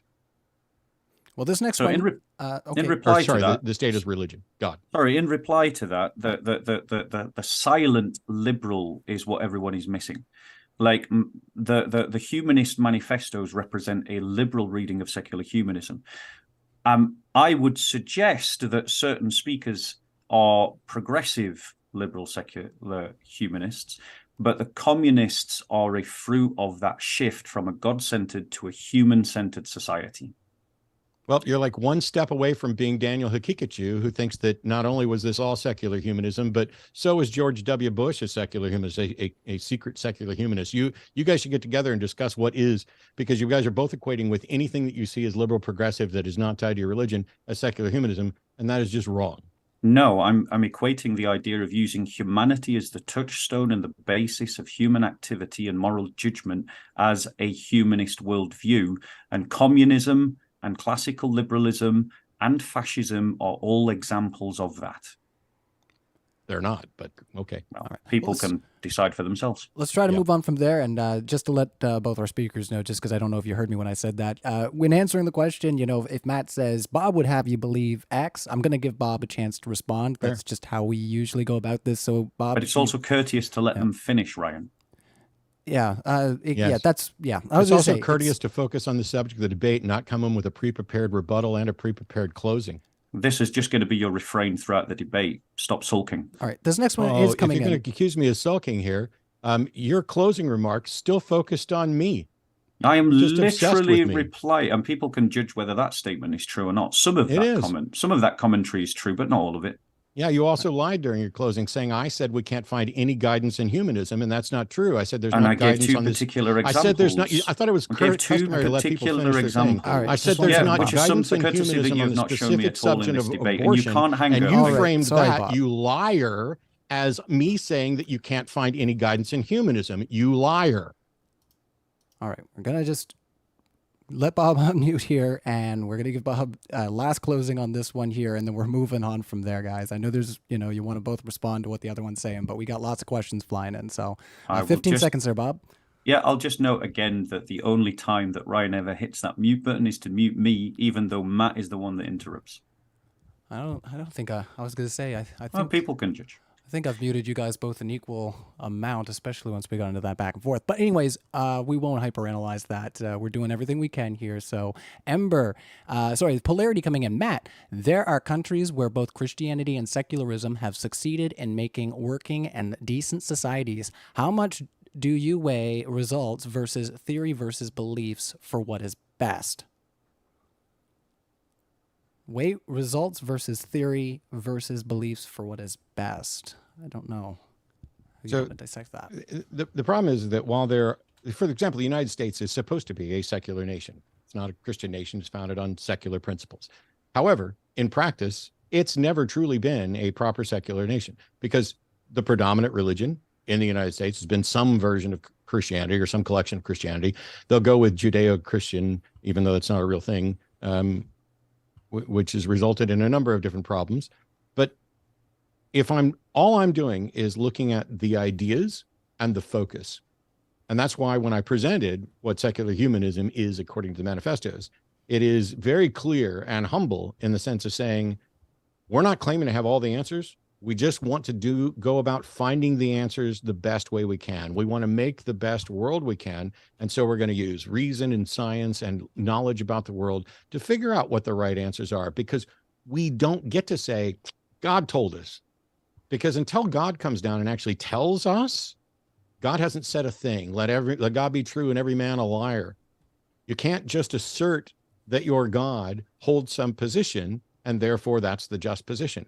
Because now you have no way to resolve the conflict between Jews, Muslims, Christians, Scientologists, anybody else who's just going to say, no, this is what my religion is. Instead, secular humanists are saying, until such time as we have good reason to think that relying on supernatural intervention is a possibility, we're going to operate as if we're all stuck here on this planet trying to solve problems together. And that means we need to rely on data. And the problem is that this has never been fully put into place in any government. And by the way, I didn't say that today. I said this previously. I'm not advocating for secular humanism as a government. The fact that I advocate for secular humanism as an ideology does not mean that I advocate for it as government, just like people who confuse communism and socialism when one of them is, one's economic and one's political. It's different stuff. And when you lump it all together, it just shows how much you don't understand it. All right. What we'll do is we'll set some 1-minute timers and get through these questions. They're flying in, guys. Ember, we'll keep them to the side that we have them for too, if we can. So, Ember, one of our treasures here at Modern Day Debate. Bob, you spoke of ripping limbs off babies. Did you confuse abortion with the Bible? With all the dashing of the babies, hard to claim moral superiority. 1 minute for you there. Yeah, it's quite easy. I mean, this is a repeated fallacy of many a militant secular humanist who simply reads the Old Testament without actually understanding the idea of covenants or ever integrating the idea of covenants into their critique. They strawman Christianity and they turn the argument into an argument, the Bible versus secular humanism rather than Christianity versus secular humanism. People have done that about slavery in the Bible repeatedly, despite the fact that, when slave owners gave Bibles in the southern states to slaves, they redacted the Bible because they scared that it would inspire revolt. And so, no, I'm not confusing my critique of contraception rights that is upheld within the Humanist Manifesto with the Bible. I am calling out the fact that people advocate that the manifestos don't legitimize killing, but they do, and they have justified the abortion of millions of lives. This next one is coming in. Thank you so much for the super chat there, Ember. And also, everybody else that put in their super chats. I also wanted to make a quick shout out. Big thank Flying Wayne. Great having a conversation with you the other night, buddy. That was a lot of fun. And just what the doctor ordered, I needed some music talk. So I appreciate you, buddy. Frankenstein coming in for $19.99. Well done, Matt. This donation is for the well cleansing. No further questions. Thank you for that. Well, I'm not sure. Because he kept poisoning the well. Oh, okay. I think, so 1999, that was from How does that benefit this debate to read that? Well, I was going to say, I didn't exactly. Is that you attempting to give commentary on the debate? It's somebody who paid. It's a Q&A. So money goes to the channel. They read the things that people give super chats for. Do you not know how the internet works? No, I don't know how super chats work. I don't use them myself. Yeah, there's already a super chat here that I am going to, reel in just because it is a bit ad hominy. So let's just behave yourself. Chris at the speaker's corner.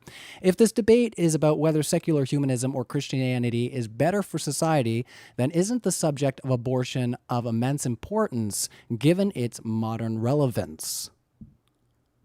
Who's that to? Well, let's give you both a minute. Let's kick it over to you, Matt, and then we'll kick it over to you, Bob, to close us out. So 1 minute there, Matt. Sure. I think abortion is one of many important subjects. And because I read in the Secular Humanist Manifesto that it's support for abortion, it does not give guidance on the specifics of it because abortion laws change over time.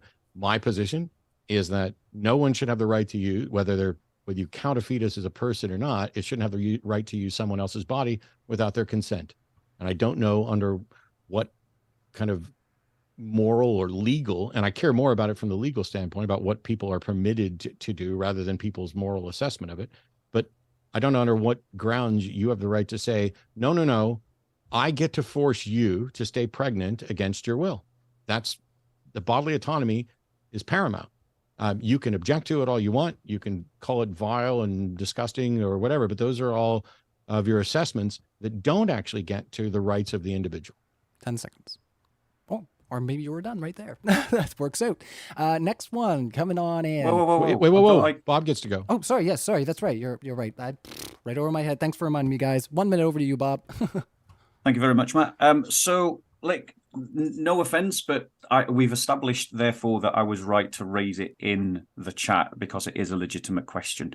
Women have to take responsibility for their actions. The vast majority of pregnancies are not connected to rape. The vast majority of pregnancies are connected to consensual sex.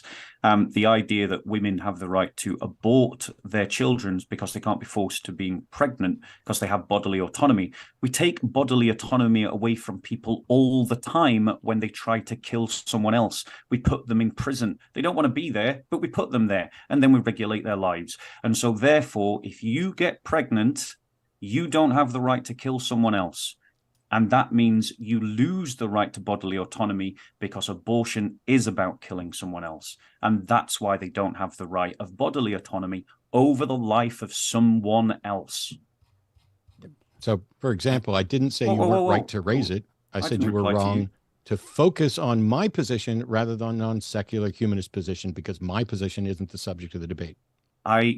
Secular Humanist Manifesto support the idea of abortion. That was the argument. Yes. Thank you. Yes.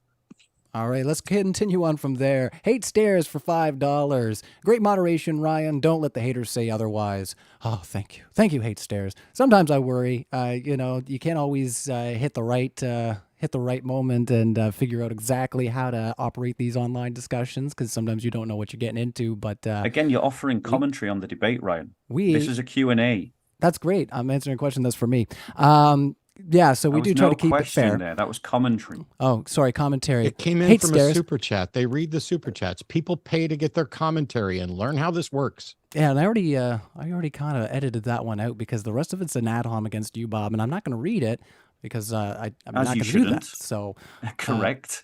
Let's carry on there, and like I said, we're going to run this the way I'm going to run it. I'm sorry there, Bob. Gayest Husky says, why does Bob have to lie about atheists, humanists, and trans people? And has he ever talked to a kid who has been in the adoption system? Okay, so the answer to the question is yes. Actually, one of my closest friends was adopted. The issue is not about whether adoption is a good thing. It's obviously a good thing.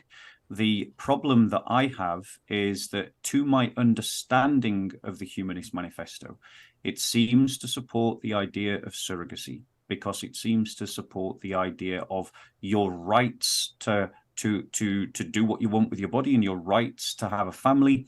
And as part of that, as an emergent factor of that, the idea of gay couple adoption. Adoption, having a child is not a right. And treating children like commodities to be passed over is not to the benefit of society. And from my reading of the Humanist Manifesto, that is something that humanists would seem to be in favor of. And that's not a lie against atheists or secular humanists. That's a critique of the secular humanist society. Okay, that was our first society manifesto. Okay, no problem. Yeah, that was the manifesto doesn't discuss that. Sorry, are we doing a debate again? Because you seem to jump in whenever you want. I'm sorry. Am I not allowed to respond during the Q&A portion of the debate? Yes, as a matter of fact, I am allowed to respond. Oh, I see. I'm sorry that you don't like my responses. And that's too damn bad. And once again, right. So too damn bad. If Matt sneaks in a little something at the end, you're welcome to take time to respond to it there, Bob. Thank you very much. I will do. Go for it. I will do. So the reality is that and I would, it's a shame that I can't ask questions directly to Matt, but maybe the next time. You could have if you hadn't wasted the discussion portion. Once again, you're interrupting, and once again, doing so unchallenged by Ryan. Amazing. Right, let's just give but not unchallenged by you. Keep talking shit about me, and I will keep offering my opinion. Yes, that's the way it's going to work. You can't hang up and you can't run away, and it burns you. It doesn't burn me. You're an annoying little petty bitch. Right. There you go. Stop being a child, my friend. I'm not. Stop being a child. Pick up the toys from your pram and this put next back one in your whatever you say, Daddy. This next one is, I think, on point. Aaron Leet says for $10, requesting a temperature. That I didn't get a chance to reply to Matt's comment. All right. Go ahead. 15 seconds. Yeah, then we'll have to move on. They're coming he in. had more than 15 seconds, but okay. So the reality is people can judge for themselves whether the Humanist Manifesto supports as an emergent characteristic of its values, the idea of surrogacy. And then they can see whether surrogacy is essentially treating children like commodities, which is why we can't take any lectures from secular humanists about slavery. All right. Next one coming in from Aaron Leeds. He says, requesting a temperature decrease, please. More light, less heat. Thanking you both in advance. Yeah, I don't know if that's if he's asking us to just bring down the temperature of the debate, or if he's saying that we look like we might be too hot over here. But you know what? I was going to say I'm hot. I know it is fine. I'll rock it. T. Will. Bob will be so embarrassed when he realizes he spent the first hour of the debate arguing against abortion, then goes back to read the Bible and realizes it actually endorsed abortion. Numbers 5. 1 minute there. Okay. So again, the Numbers 5, the passage that is often debated about whether it supports abortion, it's not actually clear whether it's giving abortion or whether it understands what's happening in that passage to be something supernatural. That's the truth of it. If you read that passage, you can come out with one of two interpretations. Both of them have commentaries that support those interpretations. However, this is the fallacy that secular humanists always make, is that they try to turn the debate into secular humanism versus the Bible rather than secular humanism versus Christianity. Christians have always been against infanticide. They've always been against abortion. That has been a consistent practice and a consistent standpoint from the times of antiquity right up to the present day. It is a way in which we elevated the rights of children, and it is something that the secular humanists are undermining, as they are the apologists to one of the greatest genocides in history. All right, let's carry on from there. Gaius Husky says again, thanks, Bob, for making a dishonest, bigoted... He's just saying that this is going to be recorded forever. We know, Gaius Husky, sometimes I scroll up and I just grab them and I start reading them and I'm like, let's just carry on. Thanks, Gaius Husky, but $5, you're not really offering too much to our conversation. Skeptics and Scoundrels. Bob, do you recognize a difference between a human life and a human person? If so, what is the difference? Yeah, there is a difference. A human person... There is a difference, but I wouldn't want to overstress the distinction. A human person is obviously that instantiation of an I am that interacts with other instantiations of I am in the way that I'm interacting with Ryan and Matt like now. And sorry to interrupt, human life, just right quick, he does go on to say, if so if you do find a difference, does life have rights over a person? And I'll give you another 45 there. Yeah. And to answer that question, yes, life has rights over a person. A human person that is a female does not have the right to kill an embryo that is a life, even though that life is not yet a person in its own right. And that would be the distinction. So I don't think I need to labor that. I think that's clear.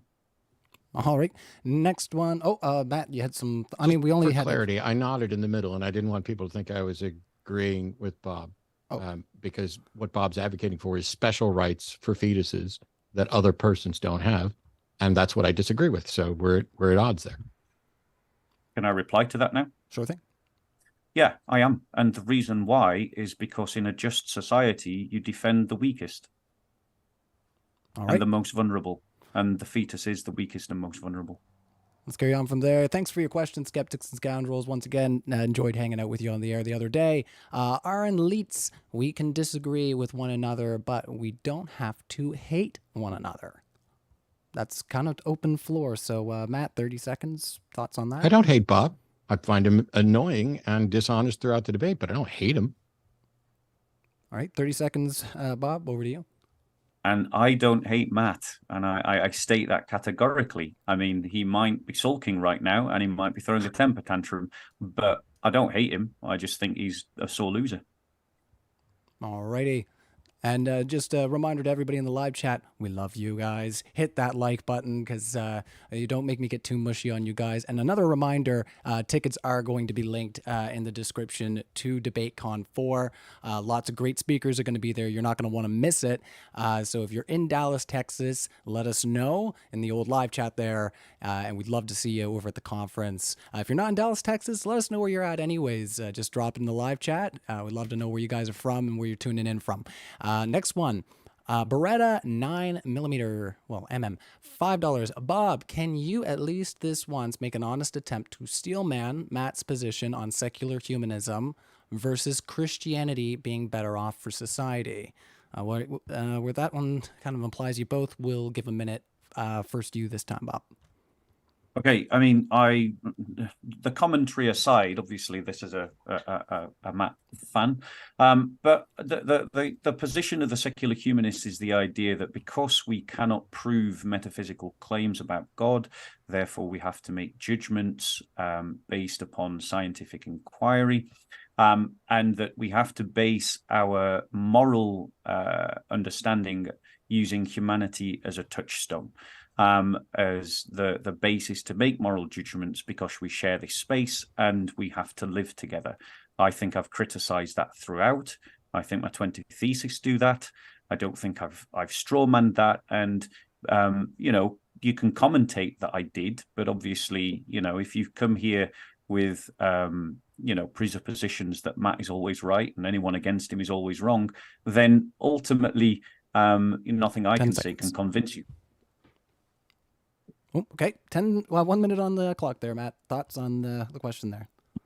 I just think it's funny. I mean, he doesn't necessarily think he strawmanned it, but he came in with a pre-written rebuttal with 20 points that didn't address my thing. There's a reason the two of us show up to debate, and that's that I present my case, and he's supposed to rebut my case, but instead he's got to rebut some other case, and then he's going to pout about how the people who are calling him out for it are just Matt fans, as if I'm not being called a liar and names and a Nazi every time I step into the cesspool that is Modern Day Debate's chat room.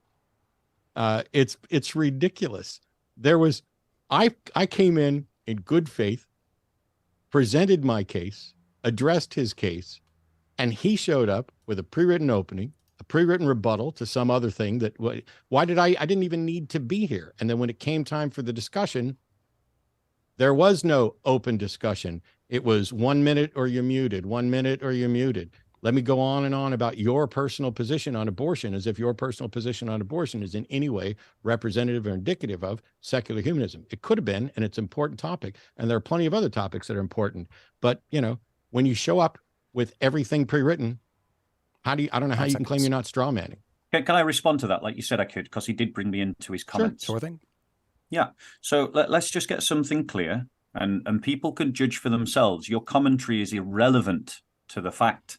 I criticized in my pre-stated statements the manifestos. That's what I criticized, the ideology that comes across in those manifestos. People can judge whether I succeeded or not. Your commentary has no effect. The point of the matter is, I didn't think that you made a very strong argument to criticize. And also, I know from watching your previous debates, if someone criticizes your position, you say it's my position, not humanism. But exactly. So what's the point in criticizing your position? Because you immediately say it's not humanism if someone criticizes your position. And let me just remind you, the reason why we did minute is because you interrupted, and that's how we were forced down that road. Well, why did I interrupt? People can go back and watch. Why did I interrupt? People can go back. Why did I interrupt? Who first interrupted? Thanks for not answering. We did it. Okay. They know. Let's carry on. Frankenstein for $4.99. Nice poetry, Bob. Was that? I don't even know. Iambic. Arthur Swinburne. Yeah. What's that all about? Nice poetry. He was a humanist poet. Oh, okay. Nice poetry, Bob. What was that? An iambic pentameter? I'm not sure what that is. Pentameter. Pentameter. Yeah. It's a poetic rhythm. Oh, okay. See, maybe I should know that as like somebody who writes lyrics and sings a lot. By now I feel silly. Ember, Bob, your straw men have straw men. Where do you buy? Well, let's clean up that question a little bit, Ember. He's accusing you of making a straw man. So 1 minute on the clock. Yeah, I mean, the people can decide whether it's a straw man for themselves. Obviously, Amber's got her opinion. Matt has his opinion. Other people can have their opinion. You can read the Humanist manifestos. You can look at their presuppositions. You can look at their values. You can look at their goals, insofar as any goals are stated at all. And you can decide whether the 20 thesis that I offered is an actual criticism of those manifestos. Now, if you read them and you conclude that I failed, then fine, that's your opinion. If you read them and you think that I have made an actual critique of the manifestos, then I've achieved my purpose. But your commentary is irrelevant. The critiques are there. And the critiques basically, I feel, demonstrate a number of flaws and problems with the secular humanist worldview. Okay. They're not straw men. All right, let's carry on from there. Danit says for $5, Bob, if we force women to remain pregnant against their will, what is your solution for the 90 million unwanted children and the traumatized mother? Oh, Matt's got his hand up over there. Hey, Bob, I know this question was directed at you, but would you mind if I did it first? Yeah, go for it. 1 minute on the clock. This is a really stupid question that atheists asks all the time. What are you going to do with all the unborn? Look, it's primarily Christian organizations that are dealing with the overrun of the unborn. They're fine. Babies have no problems finding homes. It's older kids that have problems finding homes. So when you come in with something like, oh, if you deny abortion, what are you going to do with all those babies? Those babies are going to find home, and a good chunk of them are going to find home through Christian adoption services. That is a shit argument that atheists trot out all the time. There you go. All right. Well, thank you. And just to build on what Matt said, he's absolutely right. It is a completely shit argument because a society is judged by how it treats its weakest and most vulnerable. And the unborn child is amongst the weakest and most vulnerable. Women that don't want to have their pregnancy, I accept that they should not be forced to look after a child that they don't want past the point of birth. In a decent society, we would allow those women to give them up, and we would facilitate them in giving them up, and we would support them in the pregnancy itself, as much support as is needed. Then when the baby is born, we find them families that want to look after them. And Matt, I just want to say thank you for raising awareness about the fact that in the adoption agencies, it is children of the higher ages that are the ones that are struggling. They're the ones that are getting left behind. And it is a straight line from adoption systems to the prison system. And that is why, even though I'll get slagged off for it, I would rather see a child adopted by a loving gay couple than left inside the system. All right. Let's carry on from there. Lots of questions still pouring in. Crip Lee says, Matt argues for bodily autonomy. Is there not a de facto guardianship for a living being that can't choose otherwise? Is withdrawing consent to continue pregnancy not immoral most of the time? So my position on abortion is all about the legality, but as a moral issue, from my standpoint, no, there's nothing immoral about what. So first of all, consent to sex isn't consent to pregnancy. It's consent to the risk of pregnancy. And that risk of pregnancy can be abated by a number of different means. Consent to pregnancy is not consent to remaining pregnant. There are any number of situations that someone might become pregnant, even as an act of volition, and not wish to remain so. And so, no, withdrawing consent, just like if you go out on a date with somebody, that's not consent to sex. And neither is inviting them back to your place, and neither is making out with them and engaging in some petting, and neither is getting naked and starting to have sex. You can end sex and withdraw consent at any moment. Similarly, you can withdraw consent for the fetus to continue using your womb. Most of the time, in the early stages, that's going to result in the fetus not continuing to live. In some cases, late stages, it is going to result in a delivery by C-section. Then you also can give up your parental rights as well. It's time. There we go. All right, so let's carry on there, guys. Lots more questions coming in. Barry, $5. I'm confused by Bob. Was this topic supposed to be about Christianity versus secular humanism, or was the topic Matt? Yeah, well, we'll give it a minute, I guess. Yeah. Okay, so yeah, I mean, the point is, this is why I made a pre-written statement criticizing the values, the goals insofar as they stated, the ideology and the philosophy, the epistemology of the manifestos. And then, Matt complained about it and said, you didn't argue about my position. But if I argue about Matt's position, he just turns around and he says, well, that's not a representation of all secular humanism. That's just, and I'll let you reply, obviously, that's a representation of my position. Matt gave a particular argument that I did not find particularly strong. Yeah, and I felt that there was more value in this debate to continuing with my own critique of the manifestos and continuing with my own interrogation of abortion as an issue that affects society that both worldviews should give some guidance on. So my objection was not to having someone have me defend my position. It's I made a presentation, my opening. That is, so for those people who have never been in a debate, in a rebuttal, you are not in a structured, collegiate, scored debate. You are not allowed to bring in new arguments. Okay. But I don't care about that. I wish there was less structure. Generally, there is less structure in these debates.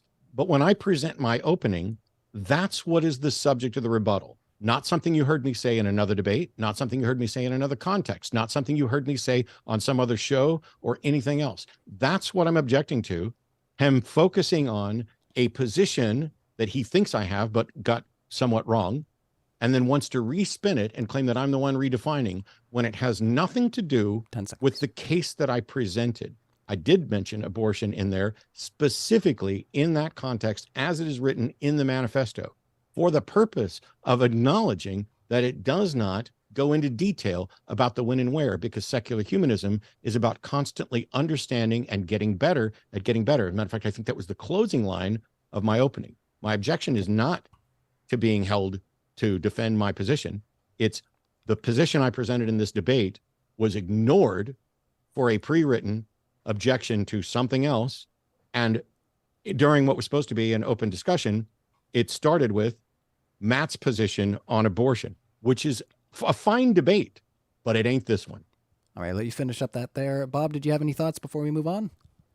Well, I just think that an interrogation, a critique of the manifesto, since that's what we're here to debate, is a fair critique.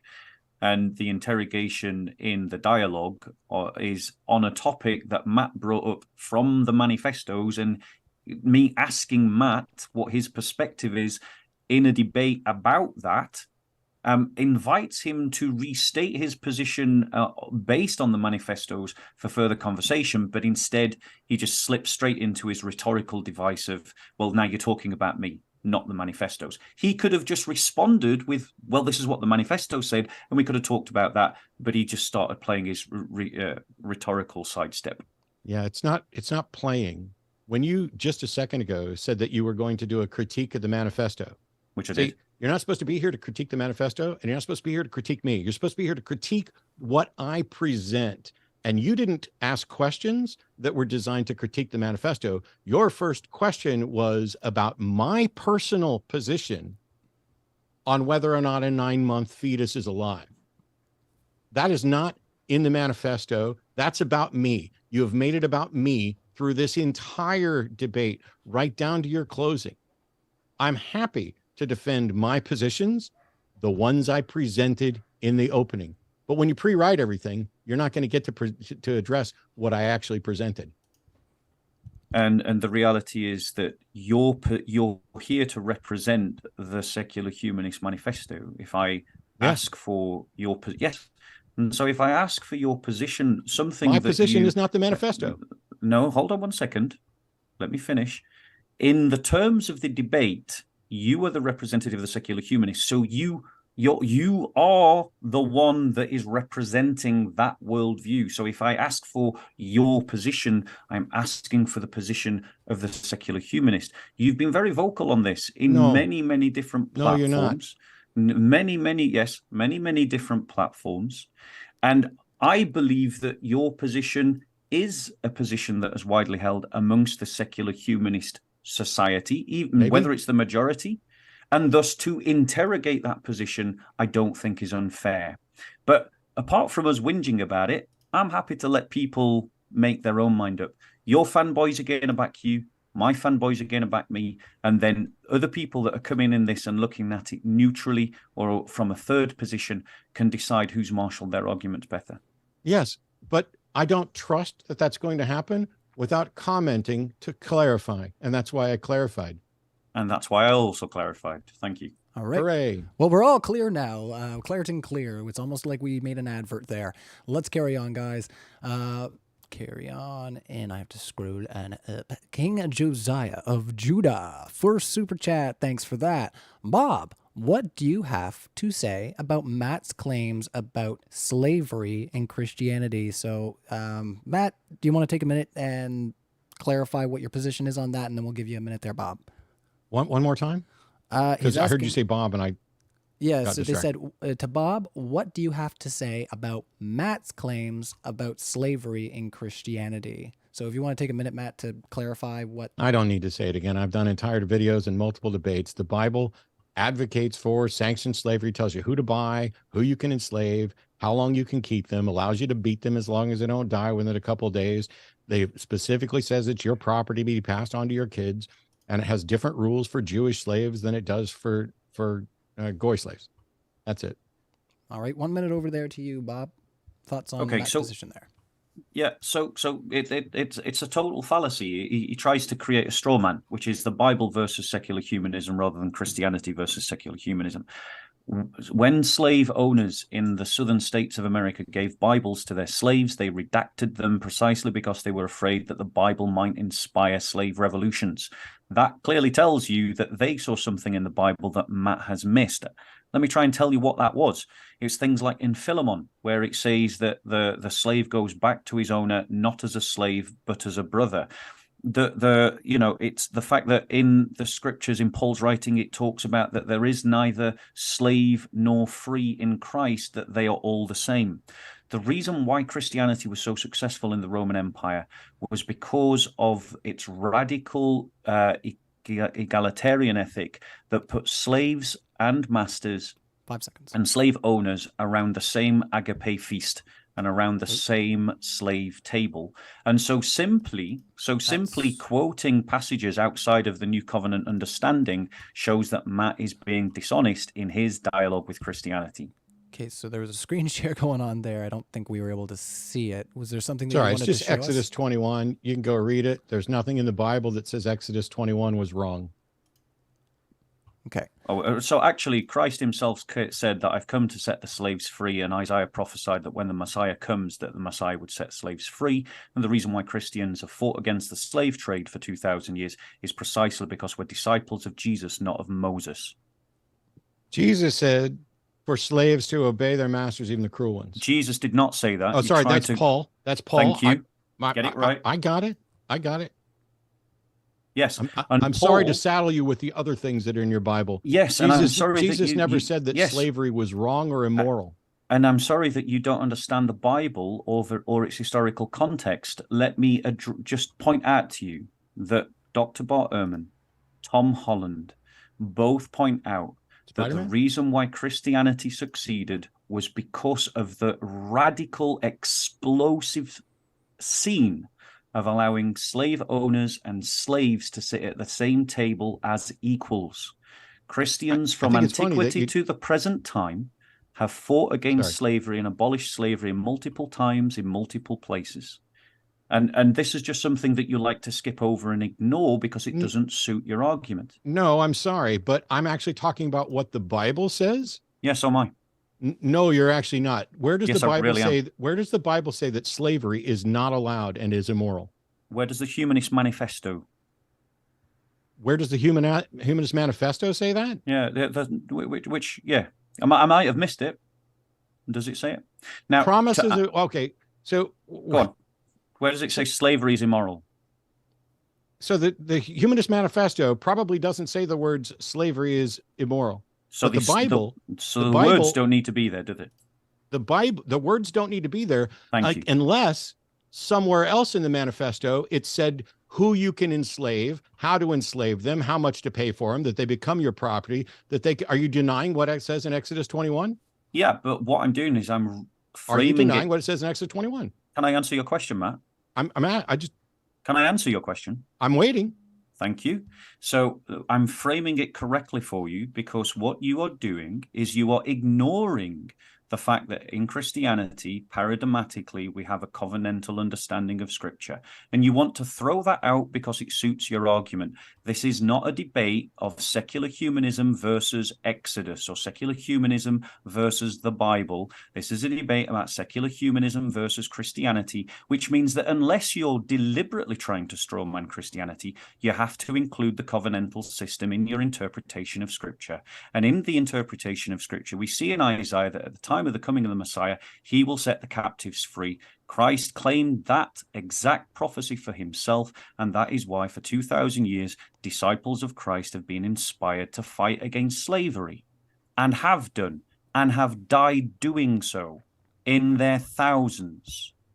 Right? Yeah. So I get accused of deciding what portions of the Secular Humanist Manifesto I'm going to stick up for as a matter of convenience, and Bob gets to pick and choose from the Bible as to what he's going to stand up for as a matter of convenience, because Exodus, Leviticus, and elsewhere advocate for slavery, and at no point is there a statement saying slavery is now forbidden, slavery is immoral, thou shalt not enslave your fellow man, free all slaves, never have slaves again. None of those things occur. So what's happening here is you have a very specific set of instructions that permit something, and you take later messages and interpret them in a way that is convenient for you to dismiss what the law says.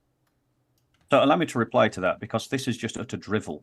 Anyone who is watching this debate can just Google now whether Christians believe in covenants, and they will see that Christians do. And so it is a legitimate part of the defense, something that Matt wants to skip over because he wants to turn this debate into secular humanism versus the Bible rather than secular humanism versus Christianity. What he forgets to tell you is that Christ himself said, I have come to set the captives free. The captives were the slaves, Matt. Now, he's also, and I might have missed it. I might have genuinely missed it because, there's 3 manifestos to read. I can't remember every single statement. But to my knowledge, I don't remember coming across any statement in the Humanist Manifesto that said that slavery was wrong. But as I argued earlier, humanists support the idea of surrogacy. That seems to be an emergent characteristic of their values. And surrogacy is about treating children like commodities. So no lectures, please, Matt. Oh, I'll lecture. When Jesus says that he comes to set the captives free, he's talking about in a spiritual sense, those who are captive to slavery. It is not a statement against slavery as a whole. Meanwhile, secular humanism, if you Google and just go through the manifesto, you'll find that to enhance freedom and dignity, that's the 7th one, the individual must experience a full range of civil liberties in all societies. That statement is the antithesis of slavery. And the word freedom appears over and over and over again in the Humanist Manifesto. So you can pretend that your post hoc reinterpretation of what you think Jesus said somehow overrides what the Bible literally says about slavery. But you can't claim that the Secular Humanist Manifesto in any way could support slavery, as it repeatedly supports freedom and individual autonomy. Except for the child. And no, not a child. No, sorry. I allowed you to speak without interruption. Allow me to speak without interruption, please. Well, maybe if you spoke in ways that were honest. Once again, Ryan allows you to interrupt. You guys have been on a long, open what a surprise. dialogue, What a surprise. and it finally I know got you're to a not point. surprised because you're a liar and you're used to getting called out. People can judge. People can judge for themselves. Your commentary is immaterial to facts. So allow me to reply. The thing is, Christians don't need to take any lectures from the secular humanists.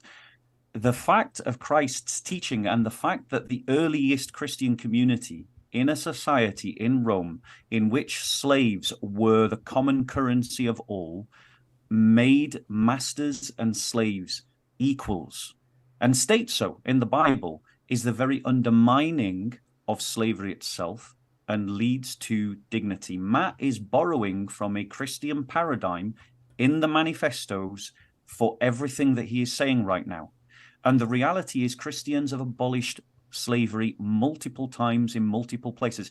In England, it was abolished in the 11th century, even before William Wilberforce.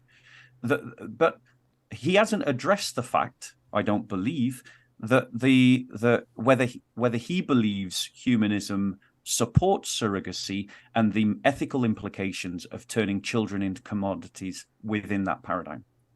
I don't know if secular humanism supports surrogacy, but wow. Throw your hands up as if you made a point. You didn't make a point. Let me finish my sentence, you smug jack. Grow up, you child. No, sir.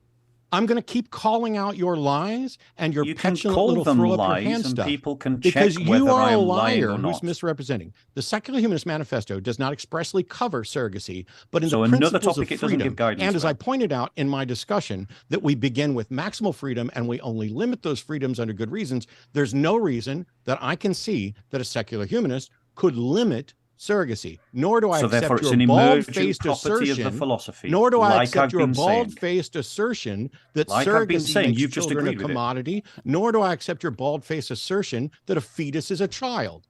You've just admitted it. No, I didn't. What Oh, delusional fucking thing do you think I said where I admitted what I didn't just admit? said that from your reading of the Humanist Manifesto, you can't see how it would limit the practice of surrogacy. Correct. Thank you. That does not. Wow. Wow. You can. I mean, the fact that you showmanship, think Matt, you just made doesn't a help point you win a there is debate. staggering. The showmanship does not help you win a debate. Oh, yes, it does, by the way, especially when you're faced with a liar who Well, misrepresents what you say right after you say maybe it. if someone is naive, possibly. All right, let's carry into the next question there, guys. Let's see here as we go up. And thanks for all your super chats, everybody. I know it's been super lively, and we're having a good conversation, good time, I think, getting through these. Can I just as a point of order, how much longer do we have? Sorry. Well, if we can keep it to the 1 minute per side and not mention the other person, and yeah, we'll be able to get through them a lot quicker. So we got quite a few more to go. No, this is a practical question because I live with other people. Oh. And it's getting late over here in the UK. Oh, no, it's all good. Sorry, I'm not trying to be if we could have had this debate earlier, I could go on for hours more, but like there is a practical concern just for the I'm fine to wrap it up whenever. Yeah, let's carry on with the questions. Shall we say another 15 minutes? Well, let's at most, yeah. Yeah, let's I'll set 30-second timers and just remind you guys when we're getting to that point with these questions. Next one, Sparky Steve for 10 euros. Bob, your whole religion fails when you can have the most evil serial killers on death row repent their sins and meet Jesus in heaven. Other than straw manning, Matt, did you even say anything? 30 seconds there. Yeah, so Christianity succeeds within its own terms when it can turn sinners into saints. So if it can turn murderers into saints, then it succeeds. That's not a failure. That is a success. There are examples of murderers on death row who've become Christian and become, in the end, in the last days, very noble human beings. That's not a failure. That's a success. And I just deny flat out the commentary made by Matt's supporters that I'm strawmanning. I'm just not. I'm arguing with the arguments that are made by humanists from Manifesto. All right. Next one coming in. Sparky Steve again. Thanks for your super chat. Bob, you had a great chance here to platform yourself and intellectually test yourself against the best. Your actions tonight, however, speak volumes. 30 seconds there. Again, this is just commentary. Like, that's not even a question. That was just commentary. And the reality is that if, modern day debate wants to put up commentary without question, then what can I do? Fanboys are going to be fanboys, and they're going to back Matt no matter what he says. I can't convince a fanboy. Okay. This is just commentary. Next one is from Why Is It? Gave us $19.99. Thank you so much for that. There's no question attached to it, so we'll carry on. Dan it for $5. Why does God have an issue with murdering men, women, children, and unborn? Answering, reflecting on the flood. So I don't believe that the flood should be taken literally. That's not how I read it. It's not how many of the church fathers read it.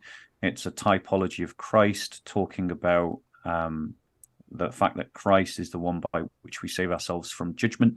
But the reality, I mean, what can you say in 30 seconds? But the reality is that in terms of history, history is complicated. That's all I can say in the little time that I've got, I'm afraid. All right. For clarity, just in case this comes up, you're saying that the flood and the ark didn't happen and is a metaphor for Christ. I'm saying that I don't read it as literal as, say, some Southern fundamentalist Baptist might have read it. Alrighty. Next one coming in from Conpa. Matt, when is your next debate with someone who is of good faith? We'll just clean that up a bit. Thanks for your first super chat. So, let's not dignify that. I have no idea. We need to. I'm trying. I can't predict the future. All right. Cripply, for $5. Matt, can you give an advancement or value that you claim comes from secular humanism and was not within Christianity before? 30 seconds. That there's no God over me. That as a human, my primary focus is me. That principle is antithetical to Christianity, to Islam, to Judaism, to all of these things where God is first. Now, if there is a God, cool. We can work on that. But that principle, 5 seconds. And I can't say that this came from secular humanism because there's a whole lot of philosophical lines that led to the first Humanist Manifesto and the ones that arrived after that. So I can't say that it began with there. But since your question was, didn't come from Christianity, the fact that I am not beneath a God, it didn't come from Christianity for sure. All right. So next one coming in. Sorry, Jay, we're going to skip on here and get some of the questions that are a little bit more applicable. That one's also not really great, and I like that we can do that. Sorry about that. Yeshua the King asks, can you guys shake hands after? I don't know if they can do that through the internet. Kind of long distance. Just for the record, I'd be happy to shake your hand, Matt. As much as you may or may not appreciate the way this debate has gone, I have no hard feelings or animosity towards you at all. Me neither. And I've shook hands. Like, I didn't shake hands with Daniel. I don't blame I didn't you. even barely look at Daniel. I wouldn't want to touch Daniel with a 10-foot pole. But almost everybody, I mean, Cliff Connectley and I got really hot in the last debate, and we're still friendly and laugh and have times afterwards. You guys got to remember, despite what some people think, because I see all over the chat, Matt won, Bob won, Matt won. This isn't a fucking WWE event. It's supposed to be about presenting ideas. Now, I got my complaints and concerns, but I don't look at any of these as a win-lose, except for the Daniel one. I whipped his ass. Donkey Kong with a bongo over there. All right. So cute question from Matt. Do you have any grounding for any objective moral standards? No, and neither does anybody else, as far as I can tell. The foundation of morals, even from a secular humanist perspective, the foundation is ultimately subjective, but it allows you to make objective evaluations with respect to that, just like the rules of chess are arbitrary, but we can tell what a good move is and what a good move isn't. The biggest problem that I see is that on morals, there's not a single objection to secular morality that is in any way solved by appealing to a God. Because divine command theory is still just an assertion until some God shows up and says, yes, this is actually what is moral. All right. Next one coming in 30 seconds from T. Will. We're just going to make this a little shorter one there, Bob. T. Will. It says, Bob, how do you determine which parts of the Bible are true?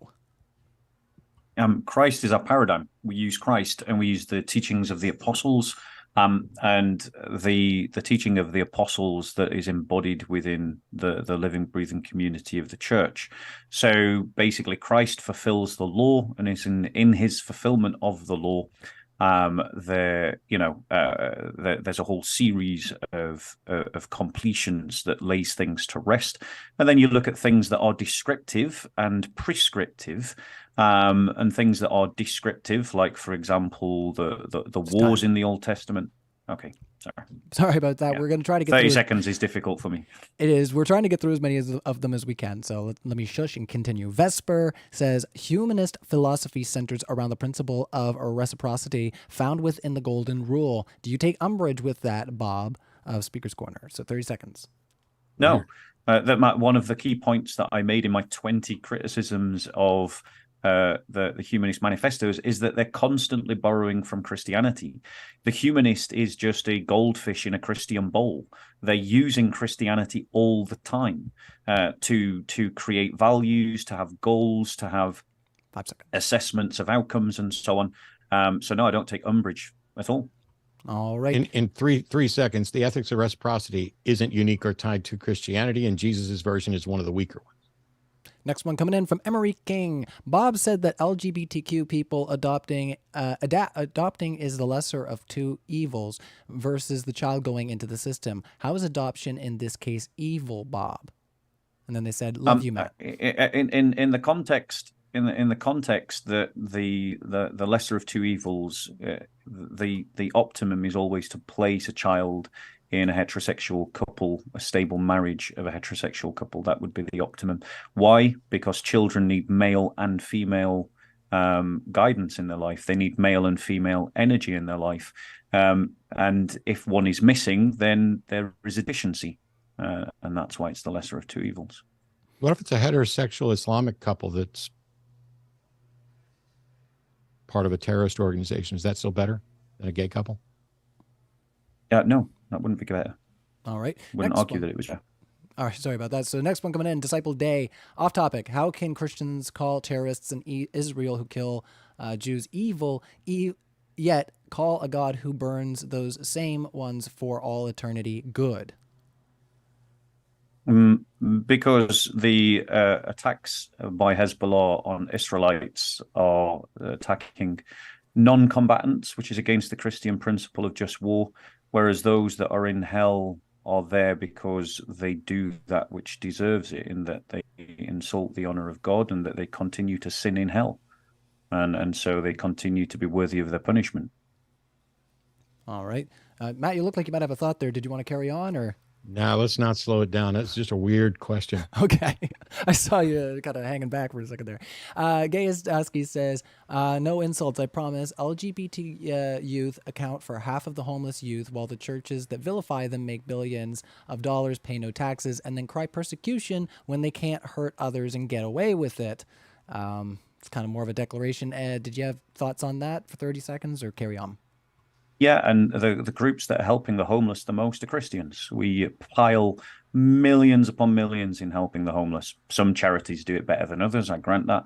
And Christians have a consistent concern for the homeless and the destitute. I mean, I've got nothing to be embarrassed about by our record in helping the homeless. And therefore, that means if the stats are right, we're helping a great number of people from the LGBT community. So I'm not sure why that's a criticism. Although when it comes to helping the homeless, both humanists at work and atheists helping the homeless will be out offering supplies and food to the homeless, at least here in Austin, where I can go witness and watch, and not holding sandwiches hostage until after someone has heard a sermon. And while Christians do massive amounts for the homeless, the way they go about it is not as good as it could be. Just help people. And most common question we get is, what church are you with? And following that is, wow, you're just going to give me this? Yeah, because we care about people and not proselytizing. I think that's a bit of a trope and a bit of a characterization of the reality, actually, as someone who's worked with Christian charities helping the homeless. You know, come to Austin and watch. Well, here we go again with the interruption. The reality is that you know, Christians go out there. I've known loads of Christian organizations that go out there. They don't give sermons all the time. I mean, whichever groups you're talking about, I don't know. But I suspect could come here and find out. That's what I was saying. I suspect that humanists are just doing it because they want to try and prove to themselves that they're as good as Christians, and that's why they go out. Wow, what an asshole statement! That is an absolute asshole statement to me. That is the most prickish statement you've made in the entire thing, and it tells everything about you. That here we are. You got to let him respond there. Propaganda thing. And my experience is different. I sat there and watched the church services down Sunday the street, and you're going to assert All right, you guys are both muted to the live stream right now.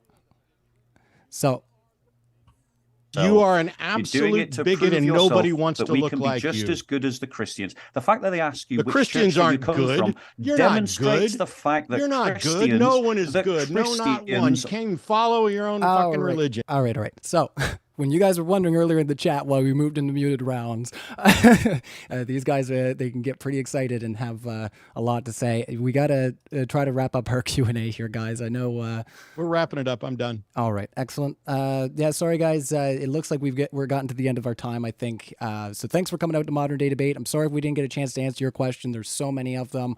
We're definitely going to be back later on this evening for debate Aaron versus Kyle.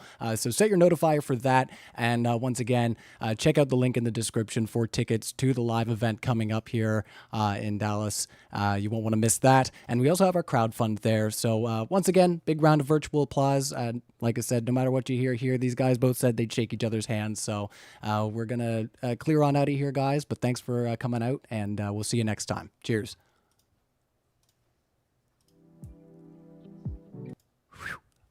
Boy, you guys are a lively bunch. Well, thanks for coming out, guys. Yeah, shame Thank you we had to very wrap much. up. Well, I was going to Later, say, we Ryan. actually ended up going a little longer, but thanks, Matt. And we'll see you in a few weeks, I guess. Yep. Later. Cheers, bud. Thank you very much, Matt. Well, he's gone. You look after yourself, Ryan. And I just want to say, bro, I felt I had to call you out on stuff because I took umbrage at the fact that you silenced me when I interrupted Matt. And that was probably the right thing to do. But you didn't silence Matt when he interrupted me. And I do recognize, and I want to say that I do recognize that I feel as the debate went on, the policing became fairer. So, for what it's worth. Well, I was going to say, I did my best to try to make sure that nobody would be confused about the fact that I'm not, when I muted you earlier, it wasn't that I was being biased in any way. If you go back and watch the debate, I would definitely push back on you on that point. If, you asked a question and literally said, what I want to ask you, Matt, you'd ask the question and he'd start to respond to it and then you would cut him off. So that was where it was a little bit different than somebody just being like, no, I didn't say that. If you inject and you just say something like, no, that's not what I mean, I'm probably not going to go, oh, Bob, you're on mute now. You know what I mean? Like, if you just had that maybe I wasn't clear about the rules. But anyway, I mean, I don't take any of it personally. And, if I go over the debate and I see it like you say, I'll be happy. Oh, my. All right. Thanks. Cheers.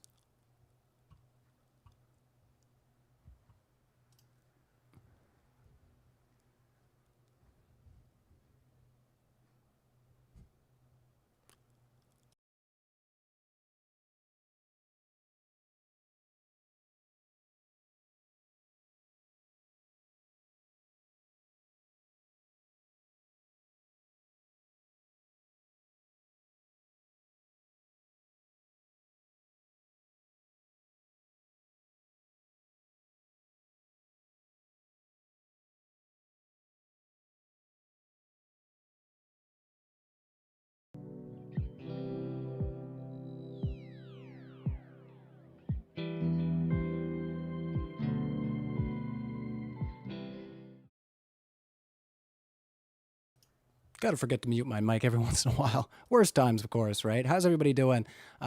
Yes, thanks, Logan. Love you too, guys. Yeah, always having a fun time out here at Modern Day Debate. But yeah, that was definitely a very lively conversation. Hopefully y'all had fun hanging out there in the live chat. But yeah, I just wanted to pop back in here. I was working on a little promo video earlier for Modern Day Debate. I'm trying to get the darn thing to work. So let me just see if I can open it up in the media player. And then hopefully we can use this going forward.